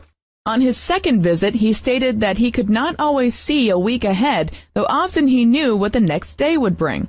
I suggested that he not discuss his clairvoyant power of precognition with anyone, but that he affirm often, "Divine precognition is making easy and successful my way. I know all that I need to know it, for my highest good." I assured him there was nothing different or wrong with him, and that his ability to foresee events in his life was a very special power that everyone has, but that few people have developed. He was overjoyed when he realized that, if he became aware of some future event that seemed negative, he could mentally dissolve it by saying no to it. On several occasions, he did mentally reverse what might have been an unhappy experience by thinking, "No, I will not accept this as coming forth. I accept only that which is for my highest good." He would then think of the results which he truly desired. A housewife I know says that she has to be careful not to win every canasta game when playing with friends. Because of her ability to foresee results, she has often known what cards were being held and what the ultimate results would be. Quietly develop this power. When you receive impressions or flashes concerning future events and results, instead of running to others and discussing what you have foreseen, it is best to quietly ask for guidance about it. A housewife became aware that her neighbor's husband would pass on within a few months. After praying for guidance as to whether she should tell her neighbor, she felt led to do so, thinking it might explain his recently changed behavior. The neighbor was grateful for her warning, since she also had felt that her husband's life was about over, and that perhaps he knew it too. She was then able to make his last months on earth much happier, and the shock of his passing did not overwhelm her. Awareness of future events often comes in dreams. Instead of becoming too involved in dream analysis, however, you can get the true meaning of your dreams by asking, "Divine Intelligence, what is the truth about this dream? What does it mean?" It has been written of Charles Fillmore, a real estate man who became the co-founder of Unity. Like Joseph and Daniel, Charles Fillmore felt that God came to him in dreams and visions of the night and revealed to him much of the truth about which he wrote and spoke. He was always looking forward. He foresaw radio and talked about it in sermons and articles. He foresaw that the atom would be split and become a source of power. Your fifth special power. Your fifth special power for prosperity is psychokinesis, which is direct influence exerted upon a physical object by a person who does not use any intermediate physical energy or instrument. For scientific purposes, this power has been used to mentally influence the fall of dice. You can think of physical objects and influence them for good. From a prosperity standpoint, you can mentally affect your purse, bank account, investments, clothes, automobiles, the buildings and area in which you work and live. In fact, you are constantly molding your outer world, thought by thought. Your thoughts affect inanimate objects. Inanimate objects have the power to respond to your good thoughts, especially your rich thoughts about them, for they are filled with divine intelligence and seem to know what you are thinking about them. When an object near you acts up, give it the benefit of your blessing with good thoughts rather than criticizing it. I know of a new electric typewriter that never worked properly because the employer who purchased it had not truly wanted his employee to have that typewriter. He always found fault with it after resisting its original purchase. Everything in your world is filled with intelligence, even the so-called inanimate objects. Treat them intelligently if you wish to obtain intelligent, harmonious results. One housewife has often stated how much more her money seems to buy at the grocery store if she dresses up before going shopping. It is as though the substance and intelligence contained in the groceries on the shelves gratefully reach out to her and multiply for her because of her rich thoughts and rich appearance. Still another housewife reports how she has used psychokinesis to directly influence and attract physical objects to her. For many years, she and her husband struggled to get the grocery bills paid. They had a large family clan who regularly visited them, which caused their pantry to be cleaned out often. This couple loved their kinfolk, but they could hardly afford them. One day, this housewife decided that through her special power of psychokinesis, there must be some way that she could attract groceries to meet her increasing needs. She began to think of how, through this special mind power, she could influence and attract good food to her kitchen. She quietly thought of groceries of all kinds and of where they came from. She thought of seafood passing from the fisherman to the market and then to her. She thought of the cattle in the fields passing through the rancher's hands and eventually to her. Vegetables, canned goods, frozen items, bakery products, and other foods were visualized by her as she gave thanks for the countless people along the way who prepared such foods for her use. She imaged all types of food coming into her kitchen in abundance, with no thought of financial burden or restricted supply. When relatives came to visit her after that, they brought with them gifts of wonderful food. Fresh seafood from the coast, bread, butter, milk, and other dairy products, special delicacies from the bakery, and so on. Never again did she have to worry about the grocery bill or where the next supply of groceries would come from. It is as though the various food items know how she loves and appreciates them, and they tend to rush to her in abundance, in the highest and best form. Everything reflects your attitude. When you speak negatively of your financial affairs, you are misusing your special power of psychokinesis. You mentally and verbally influence everything in your world. A businessman recently spoke of appreciating a magnolia tree which he had purchased for his flower garden. He was told by friends that the magnolia would not bloom for about 7 years. Since he wanted to see the lovely magnolia blooms and enjoy their fragrance, he constantly visualized the beauty of his tree, blessing it with much love and appreciation. After only 4 years, his magnolia tree burst into full bloom. Never speak disparagingly of an object. Never speak of an item of clothing or furniture as this old thing, unless you wish it to be and fade from your world quickly. Remember that everything around you reflects your attitude toward it, and it reacts accordingly. I recall once visiting a lady of lofty, beautiful thoughts. She constantly entertained a high vision of good, and her surroundings were always aglow with beauty and elegance. About a year later, I returned to those same surroundings, but she was no longer there. I found the same furniture, drapes, and other features were still in place, but they seemed to have lost their glowing beauty. Some of the furnishings looked rather sad and shabby. Soon I realized that they could not have become threadbare in 1 short year. That elegant lady's beautiful, appreciative thoughts had literally sustained the furnishings in a state of loveliness. A good prayer to use when you are trying to radiate an atmosphere of beauty is, I am one with Almighty God. My environment is glowing with radiant beauty, radiant richness, and radiant good. Psychokinesis works everywhere. You have often felt the power of psychokinesis at work in various environments into which you have entered. They either radiated harmony or unpleasantness to you. Those people most active in an environment directly influence the physical objects therein with their thoughts and words of harmony or discord, and you can feel and see the result. Charles Fillmore has described how you may rightly use the power of psychokinesis for good. Blessing the substance increases its flow. If your money supply is low or your purse empty, take it in your hands and bless it. See it filled with the living substance ready to become manifest. As you prepare meals, bless the food with the thought of spiritual substance. When you dress, bless your garments and realize that you are being constantly clothed with God's substance. The more conscious you become of the presence of the living substance, the more it will manifest itself for you, and the richer will be the common good of all. Believe in your special powers. Do you hesitate to believe that you have these special powers for prosperity? This is the most enlightened age the world has ever known. It has been stated that more progress has been made on this planet in the past 100 years than in the past 10,000 years. This is the age when the truth about God, man, and the universe is being explored and revealed as never before. Never doubt the power of your deeper, special powers for prosperity, new growth, and rich achievement. Dare to think about them, believe in them, and let them begin to unfold their secrets to you. As the need arises, divine intelligence will begin expressing these powers through you with wonder-working power.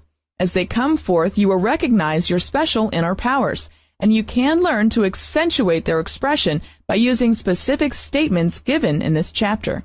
As you dare to begin developing these powers, you will find them to be your special equipment for living victoriously in this space age.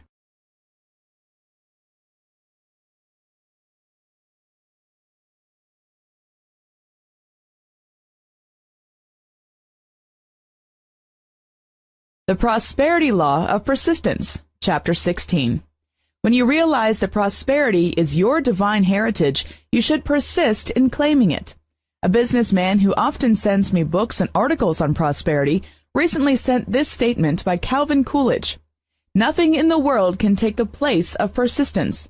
Talent will not. Nothing is more common than unsuccessful men with talent. Education will not. The world is full of educated derelicts.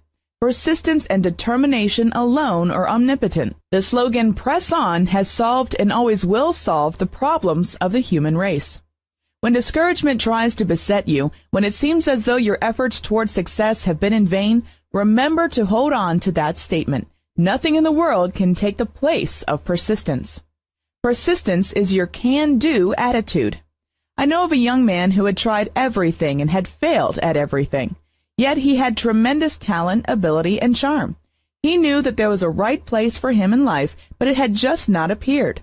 Finally, he decided to enlist in the Navy, and that was the turning point for him. Everything he has done from that point on has proved for him a great success. He has received a number of promotions and official recognition for his Navy work. Recently, his commanding officer wrote a letter praising him for his can-do attitude. The letter stated that his attitude had led to definite success in the face of challenging, difficult assignments.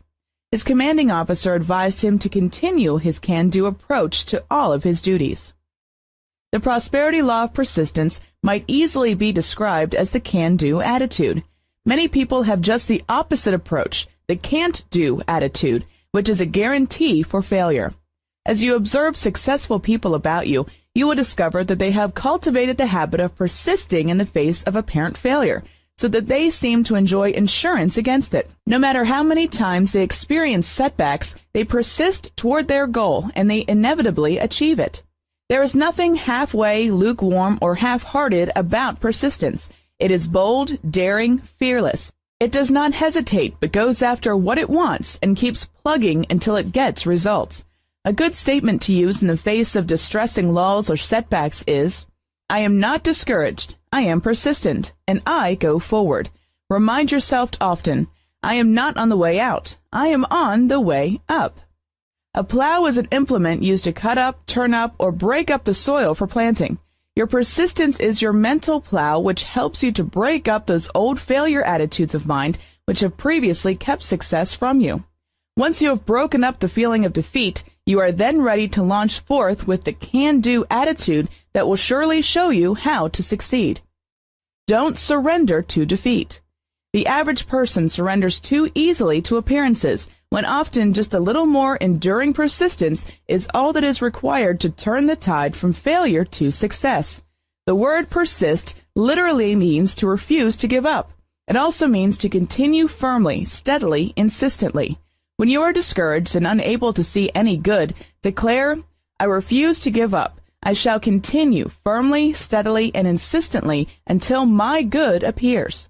Keep plowing that hard ground of failure and limitation until you break it up completely with your victorious attitudes of mind, supported by your outer actions aimed at success. Recently, an old friend met my father on the street and inquired about me. When my father told her of my work as a minister and writer, she happily wrote me a note and said, I used to wonder how such a little girl could think so big, but I'm glad that you did. Often all it takes is a little more persistence in thinking big, working steadily, and expecting big results in order to bring them forth in your life. A recent advertisement carried this caption, People who chase dreams are the most likely to catch them. Persistence produces success. The story of Jacob wrestling with the angel until the break of day shows the power of persistence in producing success.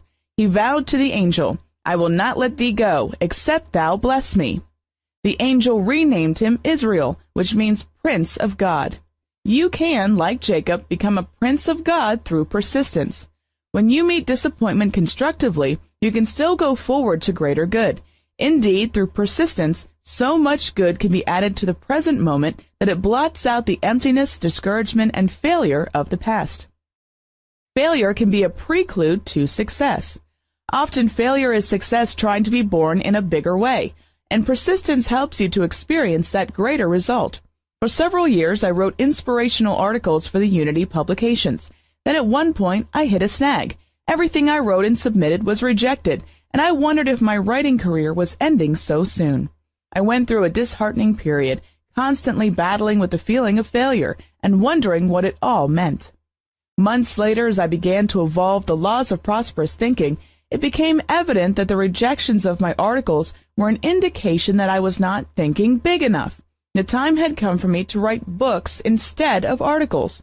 Those rejection slips were nothing but success to be born for me in a bigger way. It was then that the ideas began to form for the writing of this book.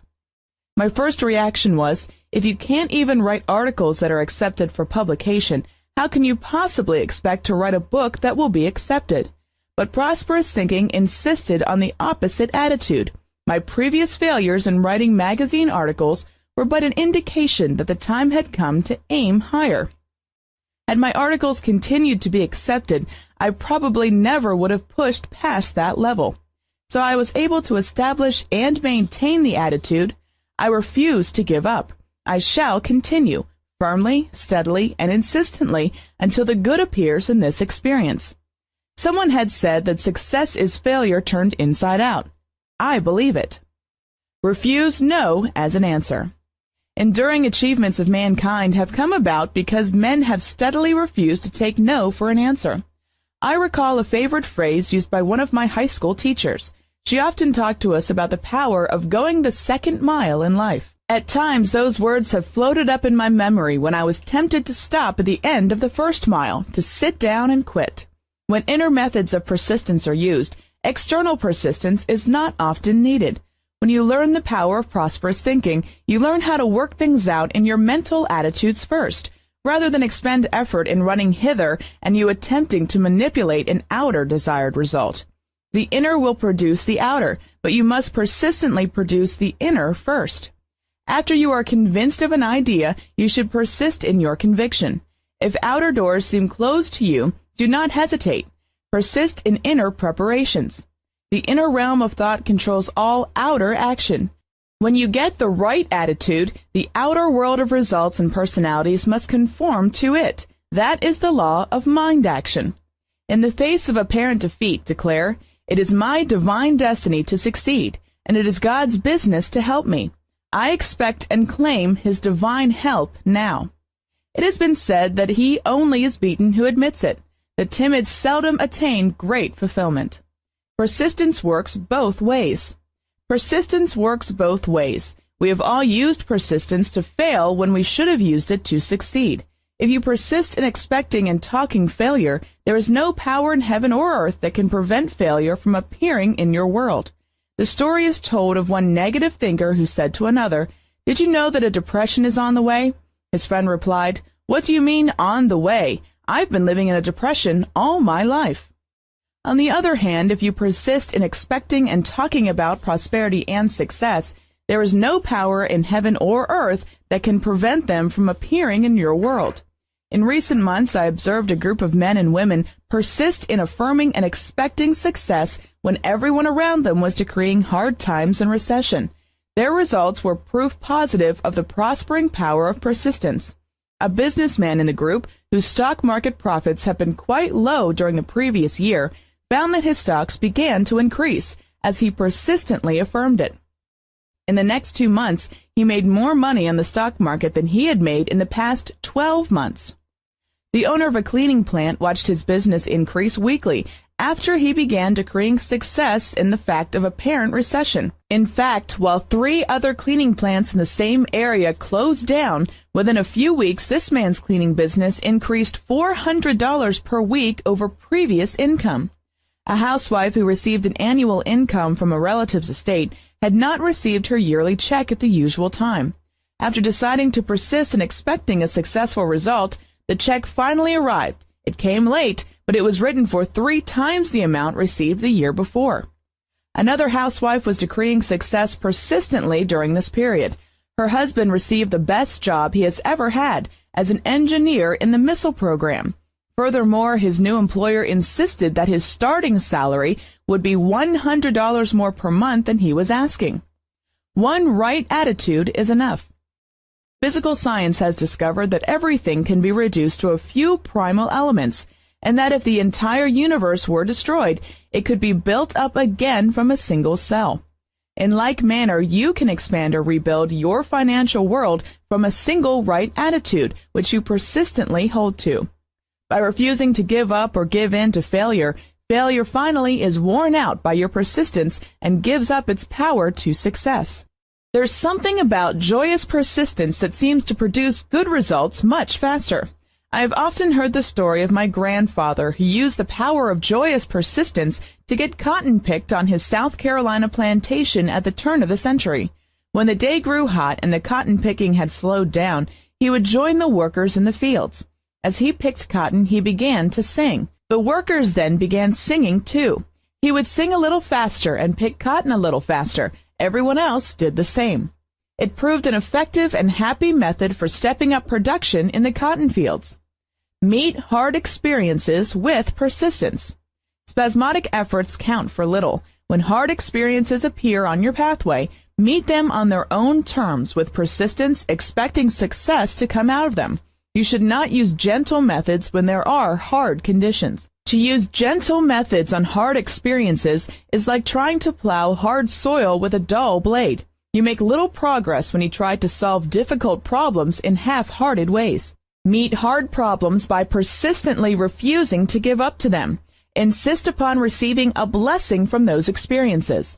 Face them with dauntless courage and daring.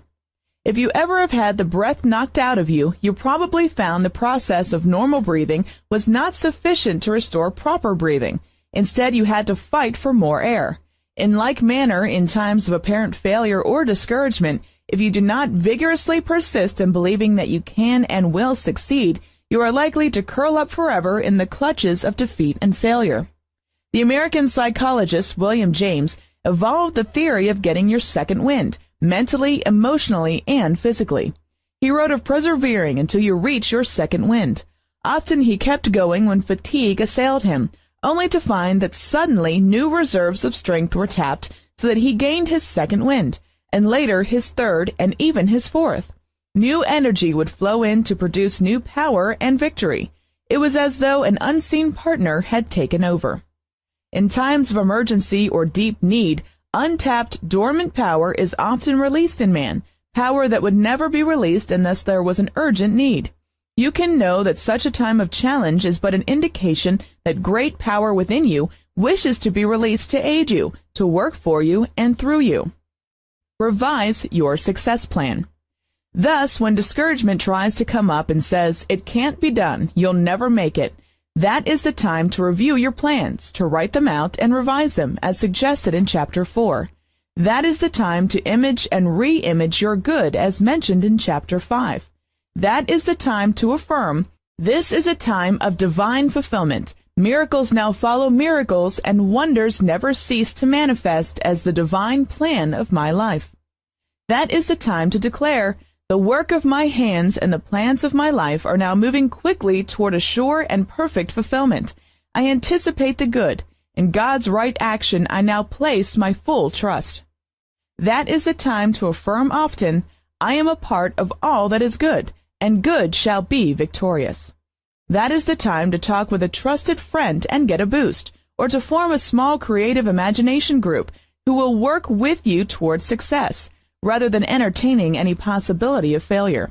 That is the time to browse through the Bible for inspiration and guidance. That is the time to read the 23rd Psalm and meditate upon the meaning of its words. "The Lord is my shepherd, I shall not want." Read the 91st Psalm. "He will give his angels charge over thee, to keep thee in all thy ways. They shall bear thee up in their hands, lest thou dash thy foot against a stone." Plod on to victory. Remind yourself of the times you came through to victory in the past. When discouragement and despair tried to keep you from persisting toward your goal, remind yourself of the successful people who succeeded in spite of being maimed, blind, deaf, or psychoneurotic. Toscanini was so nearsighted that he could not see the score when conducting. Lord Byron had a club foot. Homer and Milton were blind. Sir Walter Scott was an invalid. Beethoven was deaf. Franklin D. Roosevelt did not have free use of his legs. Shakespeare might have been describing the power of persistence when he wrote, "There is a tide in the affairs of men which taken at the flood leads on to fortune. Bring forth your flood tide of good by affirming, all that which the Father has given me now comes to me in mind and manifestation." Remind yourself that it is not always the people with the most education or talent who make the grade. It is the plodders.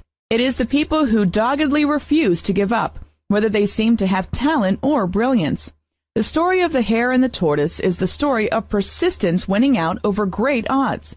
In other words, as with the tortoise, you cannot be defeated if you just never give up. It is not usually the men of flashing mind power who are the heads of the great corporations and industries. On the contrary, it is the men of patient, plodding character. They cannot be defeated because they never give up. It is not necessary for you to have money to get a start in life, nor that you inherit property, family name, or privileges of any kind. Neither is it imperative to have an extensive education. The one thing you do need, however, is a goal and a persistent, plodding determination to reach that goal, no matter what. Don't look back, look forward.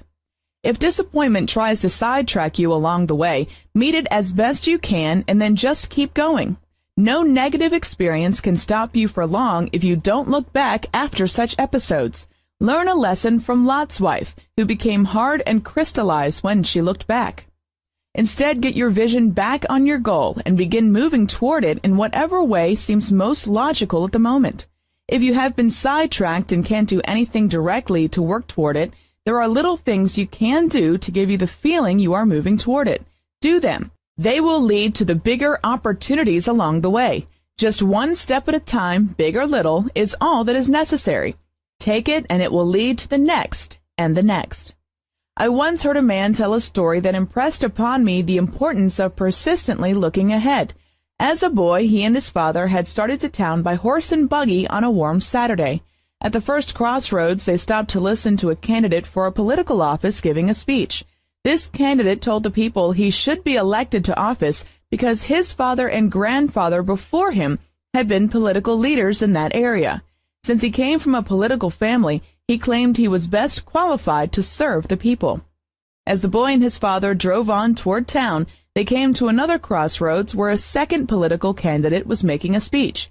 He, too, claimed that his family had long been in politics, which he felt gave him a favorable background for serving the people. At the next crossroads, they heard a candidate speaking. He stated, "I have never run for office in my life. No one in my family has ever served in a public office.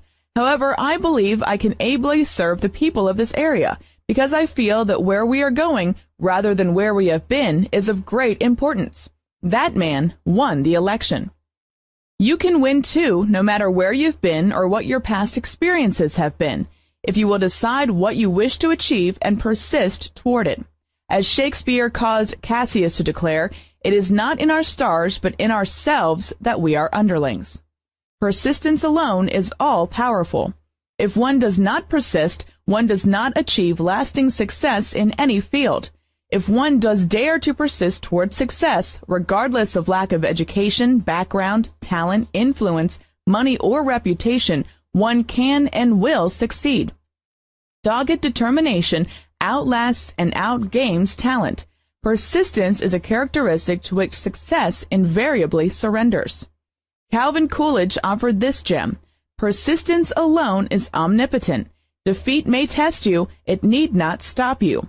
Regard apparent failure, disappointment, or defeat simply as signposts that success is just around the corner. Use them as greater incentives to forge ahead, and suddenly there will loom upon your pathway your heart's desire or something better. Be prepared if success comes suddenly. Success has a way of coming in a hurry after a long haul of plodding along quietly. As you persist toward your goal, get ready for fast, exciting, success-filled results. Have your plans carefully in mind of what you will do when success arrives, because just when it seems least possible, the tide will turn for you. Then it will be necessary that you take a deep breath and proceed to accept your flood tide of good, step by step, as already planned. As fulfillment comes, you must not let it throw you. Be alert and ready to accept it. Otherwise, it may evaporate before you, leaving you to begin all over again. Once success arrives, it is wise to persistently accept it and maintain it. Otherwise, it can slip from you. Persistence is the keynote to realizing your heart's desires and to maintaining them. Dwell often on the promise of the Lord to Isaiah. "I will go before thee and make the rugged places plain. I will break in pieces the doors of brass and cut in sunder the bars of iron, and I will give thee the treasures of darkness and hidden riches of secret places." It can and shall happen through the omnipotence of persistence, perhaps just when it seems least likely. Through persistence, you can be one of those happy, victorious people who not only chase dreams, but who catch them. The persistent man also perseveres long enough for his dreams to catch up with him.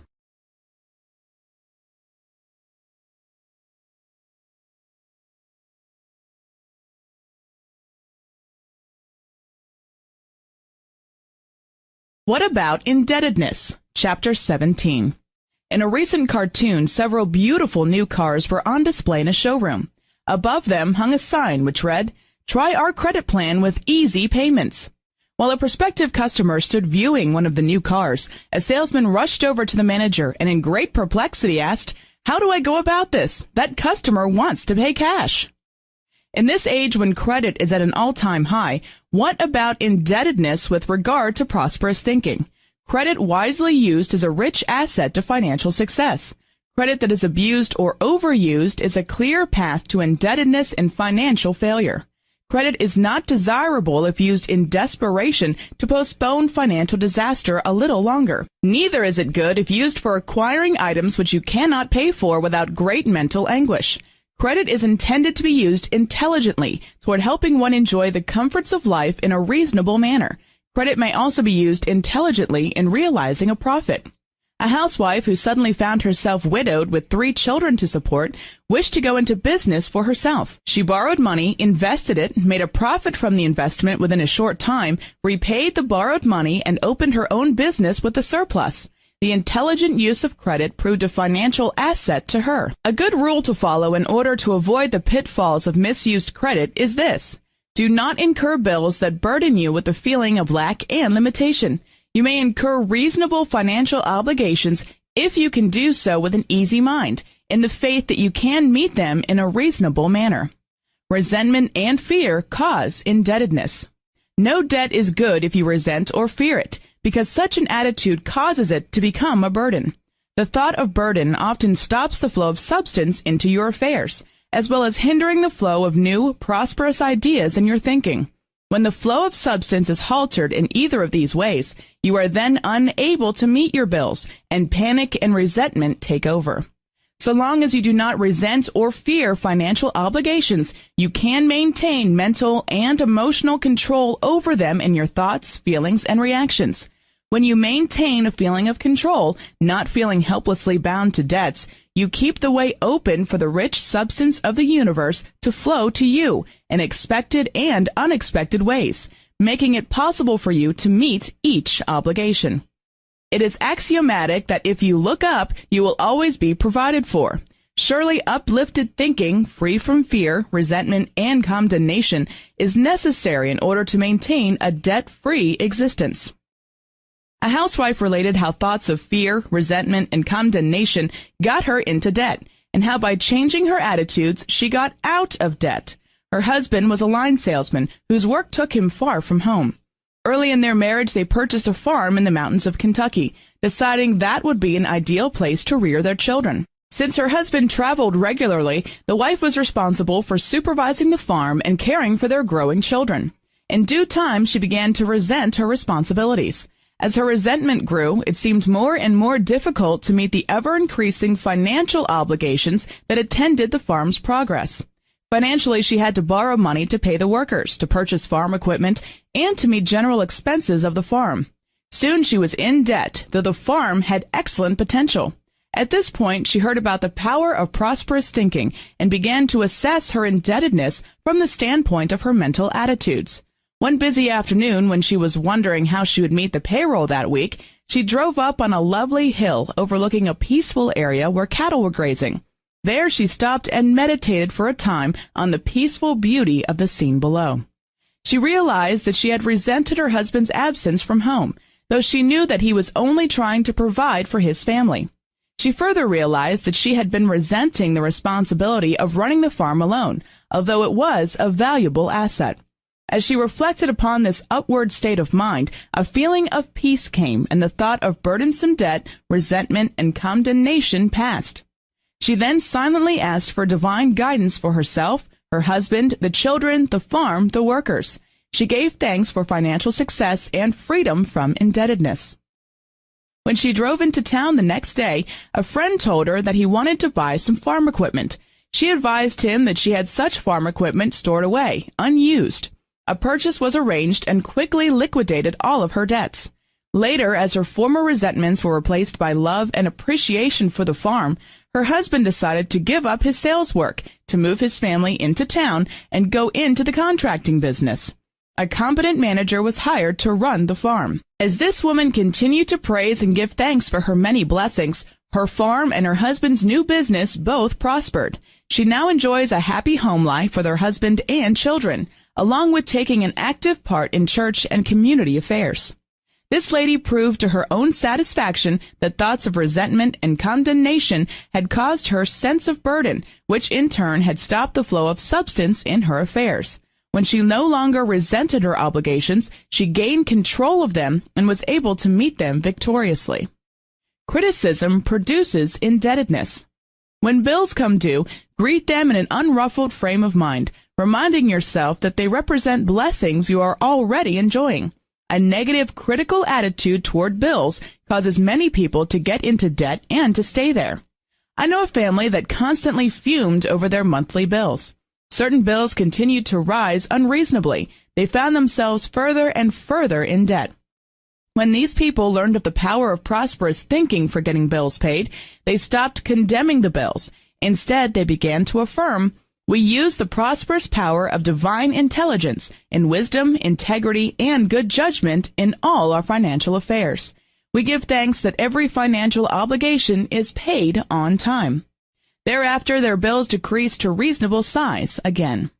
It is not only unpleasant and unnecessary, but foolish and dangerous to waste time and energy criticizing anything, especially financial obligations owed or owing you. Such a negative practice can lead to permanent indebtedness and even to utter financial ruin. If you are not willing to give up the substance that comes to you to pay your bills, why should you reasonably expect the rich substance of the universe to flow easily into your life? An ungrateful attitude of mind brings ungrateful, limited financial results. Gratitude prospers. The attitude of gratitude keeps prosperity coming to you from every direction. Recently, while lecturing in the Palm Beach, Florida area, the truth of this was brought to my attention. A minister there told me that the wealthiest people in his congregation seemed to be the most appreciative for any spiritual service rendered them. He stated that often when a person of average means is hospitalized and requests a ministerial call, their opening remark to the minister is this: "Where have you been? Why did it take you so long to get here?" Yet he finds on visits to millionaires who are hospitalized, they invariably are disarmingly grateful that he had taken time to drop by to see them. He observed that his millionaire friends regularly wrote notes of thanks for any kindness received. He felt that their mental attitude of gratitude and thanksgiving was a convincing clue to their great wealth.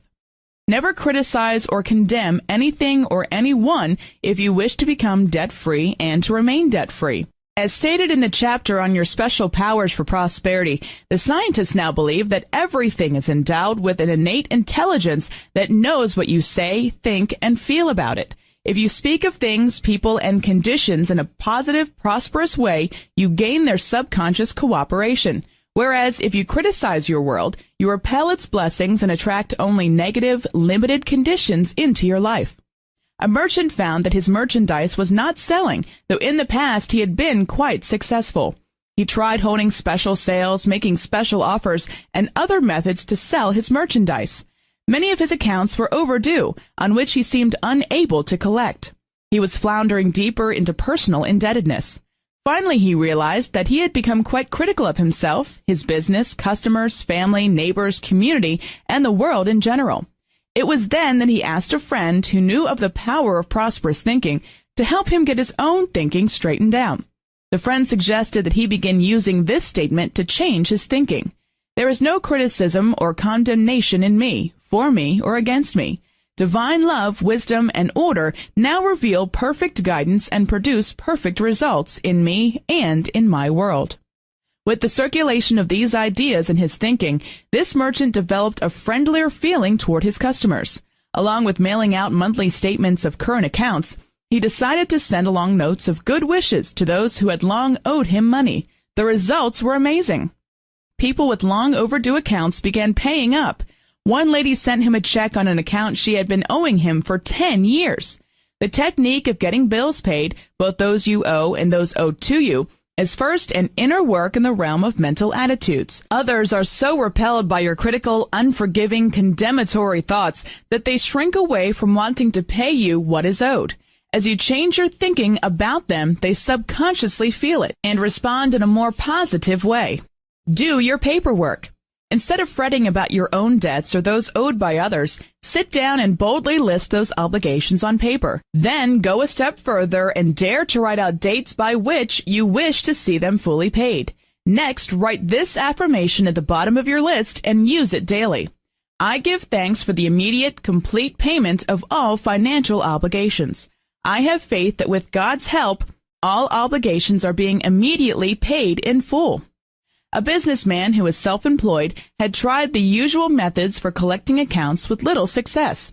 He learned of the positive mental technique for handling finances, and he decided to give it a try. He listed each customer's name along with the amount due and then affirmed the complete payment of each obligation. Thereafter, when he went forth to collect, he was amazed that no one seemed to oppose him or sought to avoid him. Instead, everyone on the list paid him promptly. An interior decorator had been out of work for some time and was $2,500 in debt. During a summer slack season, she heard a lecture on the power of prosperous thinking for overcoming financial lack. She made a list of her financial obligations, added the above affirmation, and used it every day in thinking of her bills as being paid. Just the act of doing this gave her a sense of accomplishment, which replaced the previous feeling of futility. As she affirmed that her debts were being paid in God's own way, an interesting thing happened. A friend of a former customer telephoned and asked her to do an estimate for decorating a new apartment building. She had never been asked to consider such a large decorating job before. Never before had a client contacted her first. She had always sought out new clients. Her estimate, running between $8,000 and $10,000, was accepted. She was given the decorating job, and her commission amounted to $2,500. Not only did she get her own bills paid, but this proved to be only the first of a series of large decorating jobs that came to her. Previously, she had worked hard for small commissions. Now she is working steadily for big commissions. Activating trust dissolves indebtedness. Here is a pleasant point to remember about indebtedness. If you are in debt, it is because someone believed in you and had enough faith in you to trust you financially. If others are in debt to you, it is because you extended your trust to them. Trust is a wonderful divine element, and it produces divine results when activated. Whenever you think of owing or being owed, give thanks for the trust that brought about the financial transaction in the first place. Know also that the same trust which worked in the beginning can still work to bring forth the full payment due. Reestablish this attitude by affirming, the same divine trust that first motivated this financial transaction is now mightily at work, clearing it up for the highest good of all concerned. A credit manager used this idea to collect substantial sums of money for his company, often after other collectors have failed. In one instance, he was asked to collect a $17,000 account which had been outstanding for several years. When he talked with the man owing this account, it soon became evident that he was in dire financial straits. Nevertheless, this credit manager stated his faith that this creditor would settle the account as soon as possible. He thereby restored goodwill and renewed trust between the firm and the creditor. In less than 2 weeks, the creditor brought him a check for $4,000. He stated that the credit manager's words of faith in him and his business ability gave him new courage, new hope, new conviction that he could succeed. With new hope came new ideas, which produced for him prosperous results. Soon the entire amount was paid, and the creditor continues to do business with this company. Discord causes indebtedness. A harmonious, trustful state of mind is essential to gain freedom from indebtedness and for collecting debts owed you by others. You will note on every hand that inharmonious people work very hard for their prosperity. The substance of the universe is repelled by inharmoniousness and quickly dissipates in such an atmosphere. This explains why a certain salesman was not selling. His wife was also failing in her sales work. After a few minutes' conversation with them, it was obvious their home life was filled with bickering and contention. They criticized and condemned each other, openly disagreeing about every subject. It was pointed out that they would have to become more harmonious with each other before they would be able to attract customers and make sales again. They agreed to use this statement together. There is no condemnation or criticism between us. Divine love reigns supreme, and all is well with us and with our world. Within 2 weeks, they were both making sales again, and their marriage became happier than ever before. There is a way out of indebtedness. Indebtedness may appear to be very big in your world, but it need only be a temporary situation if you dare to begin believing there is a way out. Perhaps one of the greatest barriers to freedom from indebtedness is fear and desperation. When they are overcome, you are on your way to financial freedom. I recently talked with a man whose wife had feared that he was contemplating suicide. He was heavily in debt and could see no way out. He had been in an accident, and it had taken a year of recuperation before he returned to his business.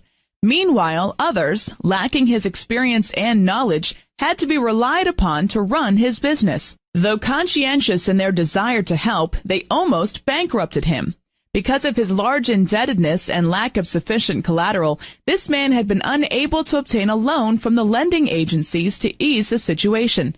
He declared, "If I could obtain even $5,000 or $6,000, it would meet the most pressing debts and keep my business solvent until I could get the business activated again." He was feeling quite desperate when he talked with me. I began to realize that two definite attitudes prevailed which were keeping a solution from appearing. First, this fine businessman had sunk into discouragement and despair. There seemed no way out, nowhere to turn. Second, he felt a sense of great loss about the year he had been ill. He kept telling himself, "If only I had not been in that accident, this would not have happened." Such attitudes are normal for people in debt, but once those attitudes are changed, the whole situation will change, and very fast. Always, for every problem, there is a way out. There is a divine solution. To help establish and maintain the prosperous attitude until it could prove itself, I suggested that he daily affirm, "There is a divine solution to this situation. The divine solution is the sublime solution. I give thanks that the divine solution quickly appears now." For his feeling of loss about the year away from work, these ideas were suggested.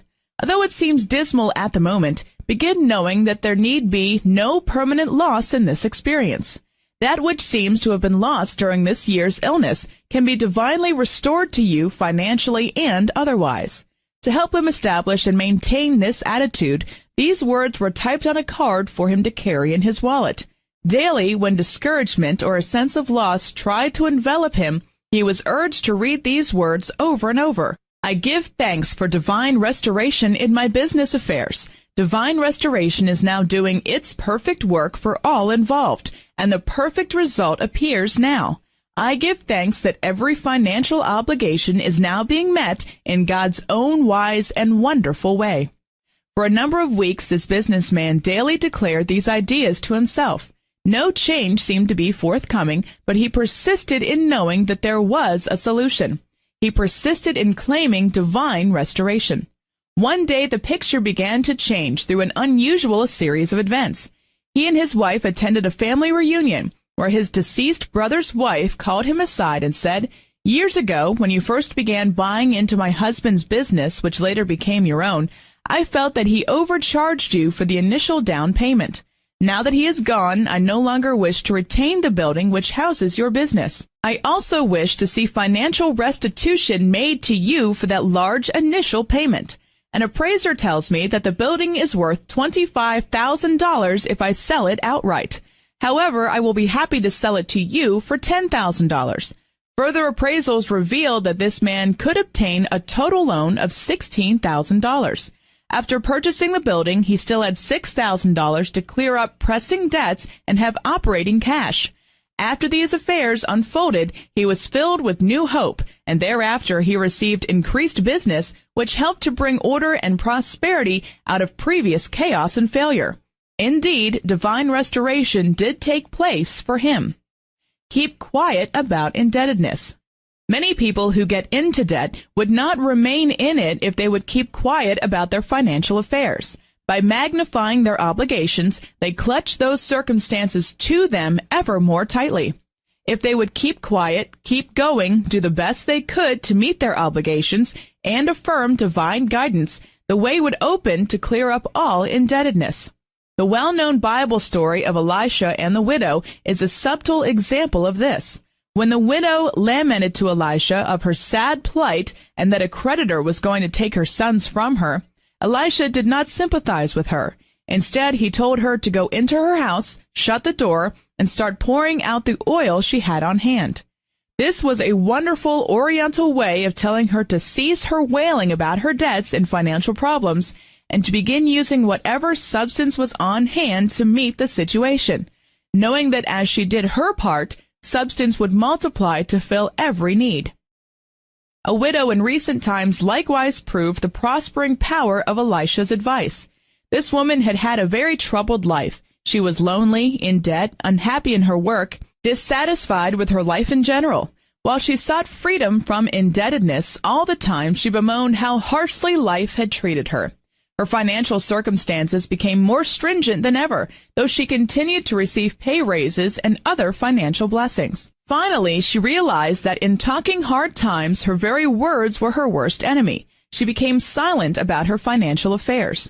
For all the hard experiences of her life, she was asked to affirm divine restoration and to dwell upon the promises in the Bible. As she began to meditate on these promises, everything in her life changed. She received a promotion with a pay increase. A friend of long standing whom she had once aided decided to show appreciation by giving her $1,000. With this money, she paid her debts and was financially free for the first time in years. Soon, she married happily after having been alone for 20 years. Truly, the years which financial lack had consumed were restored to her. Speak only in prosperous terms. Instead of worrying, fretting, or talking about your debts, it pays to affirm prosperous results and to speak only in prosperous terms. A woman who had been out of work due to ill health found herself deeply in debt, but she constantly talked negatively about her situation. One night, she and her daughter attended a lecture on prosperity. When they returned home, they decided to use an affirmation given in the lecture. Everything and everybody prospers us now, and we prosper everything and everybody now. They began declaring these words together each night for 5 minutes before retiring. Within a week, a check for $2,500 came to them, representing a sum which had long been lawfully owed them, but their lawyer had been unable to collect it. As they changed their words when speaking about their financial affairs, it was as though all involved suddenly wanted to prosper them, rather than to withhold anything from them. An artist was in debt because she had been unable to sell any of her paintings for a number of months. One night, she attended a prayer group in which the power of praying affirmatively about financial problems was emphasized. At this meeting, it was suggested that each one take an affirmation and use it during the coming week for prosperity needs. This idea seemed a radically different approach to this artist, who had always felt that perhaps it was wrong to pray about money and financial problems. Joyously, she began to daily declare, "Everything and everybody prospers me now, and I prosper everything and everybody now." 4 days later, she sold a painting for $75, her first sale in months. Immediately, other sales were made, and soon every financial obligation had been met. No one can withhold your prosperity. Many people also get into financial lack and remain there because they think someone else is keeping their prosperity from them. As long as they think someone else has that power, they themselves are decreeing that it is true. But once they change the trend of their thinking, their good can appear in spite of any outer circumstances. A widow who had tried in vain for over a year to settle her deceased husband's estate was heavily in debt because an unexpected heir had appeared, so that a court proceeding became necessary. The estate funds were under court control. For months, she had been living meagerly from day to day, hoping that the estate would soon be settled, and that she would receive a check in full for the inheritance that was rightly hers. Each time it seemed near settlement, the case was delayed because of further resistance from the other heir. During a period when her creditors were pressing hard for payment of some of her late husband's bills, this woman was given prosperity articles to read by a friend. In them she found this affirmation: I dissolve in my own mind and in the minds of all others any idea that my God-given good can be withheld from me. Those financial blessings that are mine by divine right now come to me in abundance, and I joyously accept them. Fascinated with the possibility of this simple approach to her problem, this woman sat quietly all afternoon, writing out and affirming this statement over and over. As she did, she began to feel a sense of dominion welling up within her about her financial affairs. She also began to feel more kindly toward that unexpected heir, who was trying to force his claim on her husband's estate. The more she thought peacefully about him, the more she could see why he felt entitled to certain financial assets. Finally, she telephoned her lawyer, told him to use his own judgment in settling the estate, but to feel free to give that heir certain portions of the stocks, bonds, and oil properties which he claimed. Within a few days, the estate that had been pending for months was settled, so that all involved were satisfied, prospered, and blessed. This woman now feels that her God-given good came to her from the settlement of the estate, and she did not miss the financial assets shared with this unexpected heir. Deliberately think big. In another instance, a realtor found himself going into debt because some of his apartments were not renting during a summer slack period. Friends told him, "You will never rent those apartments at the price you are asking. You are thinking too big. If you cut your rental price, perhaps you may be able to rent them for the coming season." This man attended a prosperity lecture where he heard, "You can never think too big. Dare to think big. Dare to affirm big ideas. Dare to expect big results." Such attitudes are the difference between a prince and a pauper. This man realized that he must deliberately think big and speak prosperously if he wished to rent his properties and pay his debts. For the rental of his apartments, he began affirming a statement that has prospered countless people. "I love the highest and best in all people, and I now draw the highest, best, and most prosperous-minded people to me." Though he had shown the unrented apartment several times without success, the very next client to appear was delighted with his apartments and rented one for the season for $2,000. As he continued using this prosperous statement, his other properties were rented easily. Within a short time, he had received checks totaling $8,000, which enabled him to become debt-free. Begin to pay cash for more items. Along with getting prosperous attitudes about our financial affairs, it is good to do whatever tangible or intangible thing you can to get the feeling that you are clearing up indebtedness. For instance, begin paying cash for items, though you may do so in a small way. Just by releasing your cash for such items rather than by charging them, you begin to get a sense of freedom from debt. I know of 2 housewives who decided that the approaching holiday season was the time to prove this. They stopped charging gift items and began paying cash as they shopped. Later, they declared that spending cash gave them a sense of joy and freedom. In each instance, they found that as they blessed and gave thanks for divine wisdom in using the cash on hand, money kept coming to them for Christmas giving. One housewife went all through the holiday season without charging anything. She stated that she also gave the best gifts ever. The other housewife finally resorted to charge accounts for a few gifts, but she had already purchased so many for cash that the few charged did not give her a sense of burden. She did not dread facing payment of them in the new year, and she could quickly pay them as they came due. Dismiss financial mistakes of past. Another financial attitude that binds many people to indebtedness is this. Like Lot's wife, they continue to look back. They worry about financial mistakes of the past, and thus crystallize their thinking, which manifests as present indebtedness. When you look back, there is no room in your thinking for new ideas which could clear up past mistakes and indebtedness. To forgive yourself and others of past mistakes is essential if you wish to be permanently free of financial burdens. If such memories try to haunt you, use this statement. The forgiving love of divine intelligence has set me free from the past and from the financial mistakes of the past. I now face the present and future wise, secure, and unafraid. It will work wonders for you and for others.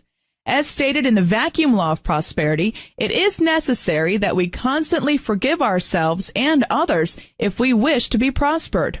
Reread that chapter to help yourself and others to overcome indebtedness. ask for prosperous ideas. Along with establishing prosperous attitudes and following through with prosperous actions, one should ask for prosperous ideas about financial matters. A businessman had reached the age of 40 and had gone as far as he could with his company, unless one of its owners retired. This very fine Christian man did not wish to succeed through such circumstances, but he was growing desperate. Even though he and his wife both worked, they were heavily in debt trying to meet the needs of their growing family. They could see no way to a larger income in their present circumstances. When this man talked with me, he said, "I need more self-confidence in knowing that somehow I can meet this situation victoriously. I suppose I also need more order in my affairs so that I might know which way to turn." It was suggested that he go about establishing order in an easy, quiet, satisfying way rather than to suddenly become aggressive, which might lead to confusion and antagonism with others. It was suggested that he begin spending a few minutes every morning and night to quietly meditate and ask for divine guidance about his financial affairs. His first reaction was, "What good will that do? You mean God knows or cares about my financial affairs?" It was a revelation and relief to this man to hear that a rich and loving father cares about the financial needs of his children. This prayer was suggested for his use. "Father, what is the rich truth about my financial affairs? What is your highest good for all in this situation?" At first, no answer to this questioning prayer came, but this man did notice that he was more peaceful than he had been in years. With the increased feeling of peace, he began to feel more in control of himself, his family affairs, and his financial world. One night, as he was decreeing the rich truth, an idea flashed into his mind with such force that he almost fell out of his chair. It was not a new idea. It had come to him many times before, but he had disregarded it. It was an idea to develop a new department that could mean fresh growth and prosperity for his firm. Never before had he been strongly enough convinced of the power of this idea to approach his superiors. The next day he found the perfect opportunity for speaking with his boss about it. His boss was both surprised and pleased that this quiet little man was thinking in such big, progressive, and prosperous terms about the company. In due time, he was allowed to develop his idea for a special department, a new title, and a much better income accompanied it. Other financial surprises followed, with one member of his family receiving an unexpected inheritance.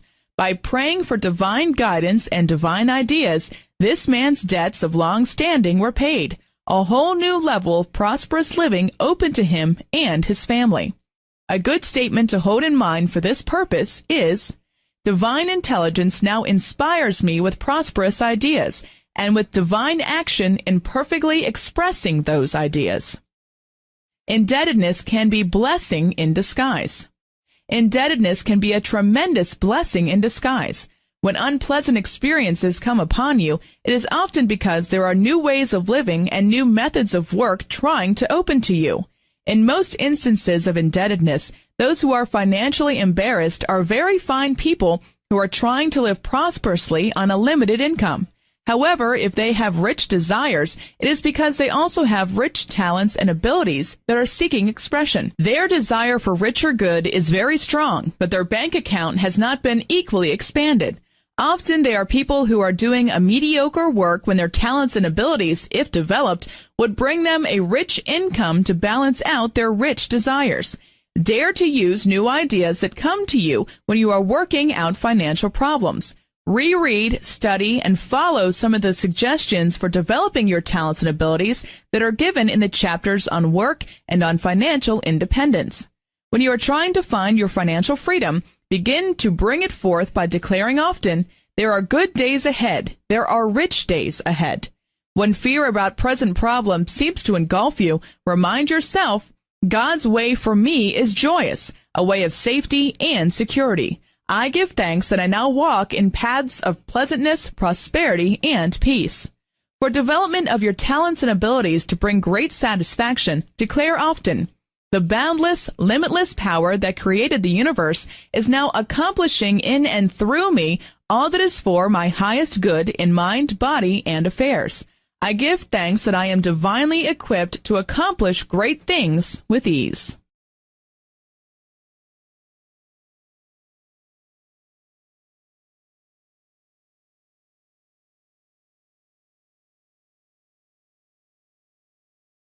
Health and Prosperous Thinking, Chapter 18. Surely the greatest blessing of life is health. Without it, nothing else matters very much. With good health, every other blessing is greatly enhanced. As I counsel people about their various problems, I am convinced that our thinking directly affects our health. Many people who are in poor health due to worry over financial problems find it almost uncanny how fast their health improves as their financial situation improves. A fine businessman who had enjoyed good health for a number of years faced serious financial setbacks in his business. Soon he developed gastric ulcers that later were found to be malignant, making several operations necessary. He is now on the way to complete recovery, which his doctors assure is possible. His wife recently stated, however, that every time he incurs a financial loss, he must be returned to bed. But when he receives good news about his financial affairs, his spirit soars and he enjoys normal well-being. The study of modern psychosomatics is surely a wonderful step forward in helping people to realize how strongly their mental states influence the condition of their bodies. Prosperous thinking is healthy thinking. We have shown earlier that you are prosperous to the degree that you are experiencing peace, health, and plenty in your world. In other chapters, we have discussed techniques for developing prosperous thinking so as to assure peace of mind in financial success. Now let us consider prosperous attitudes which will enhance your health. Prosperous thinking is victorious, harmonious, uplifted thinking. A prosperous thinker knows how to free himself of hostilities, resentments, criticisms, and irritated emotions. A prosperous thinker aims toward balanced, normal thinking which reflects in his will to win. Often it is mental depression and a feeling of defeat which causes ill health. A lady recently claimed that for the past year she had had a lingering cold. Summer or winter, it held on. She was beginning to wonder if she did not have something more than a common cold, for this one was all too common. Her physician assured her, however, that he could find nothing organically wrong to explain the cold. Since there apparently was something irritating this little lady, something probably of long duration, I asked her to recall various events in her life prior to the appearance of this cold. After a few minutes' conversation, she stated that she had held a line job which she enjoyed.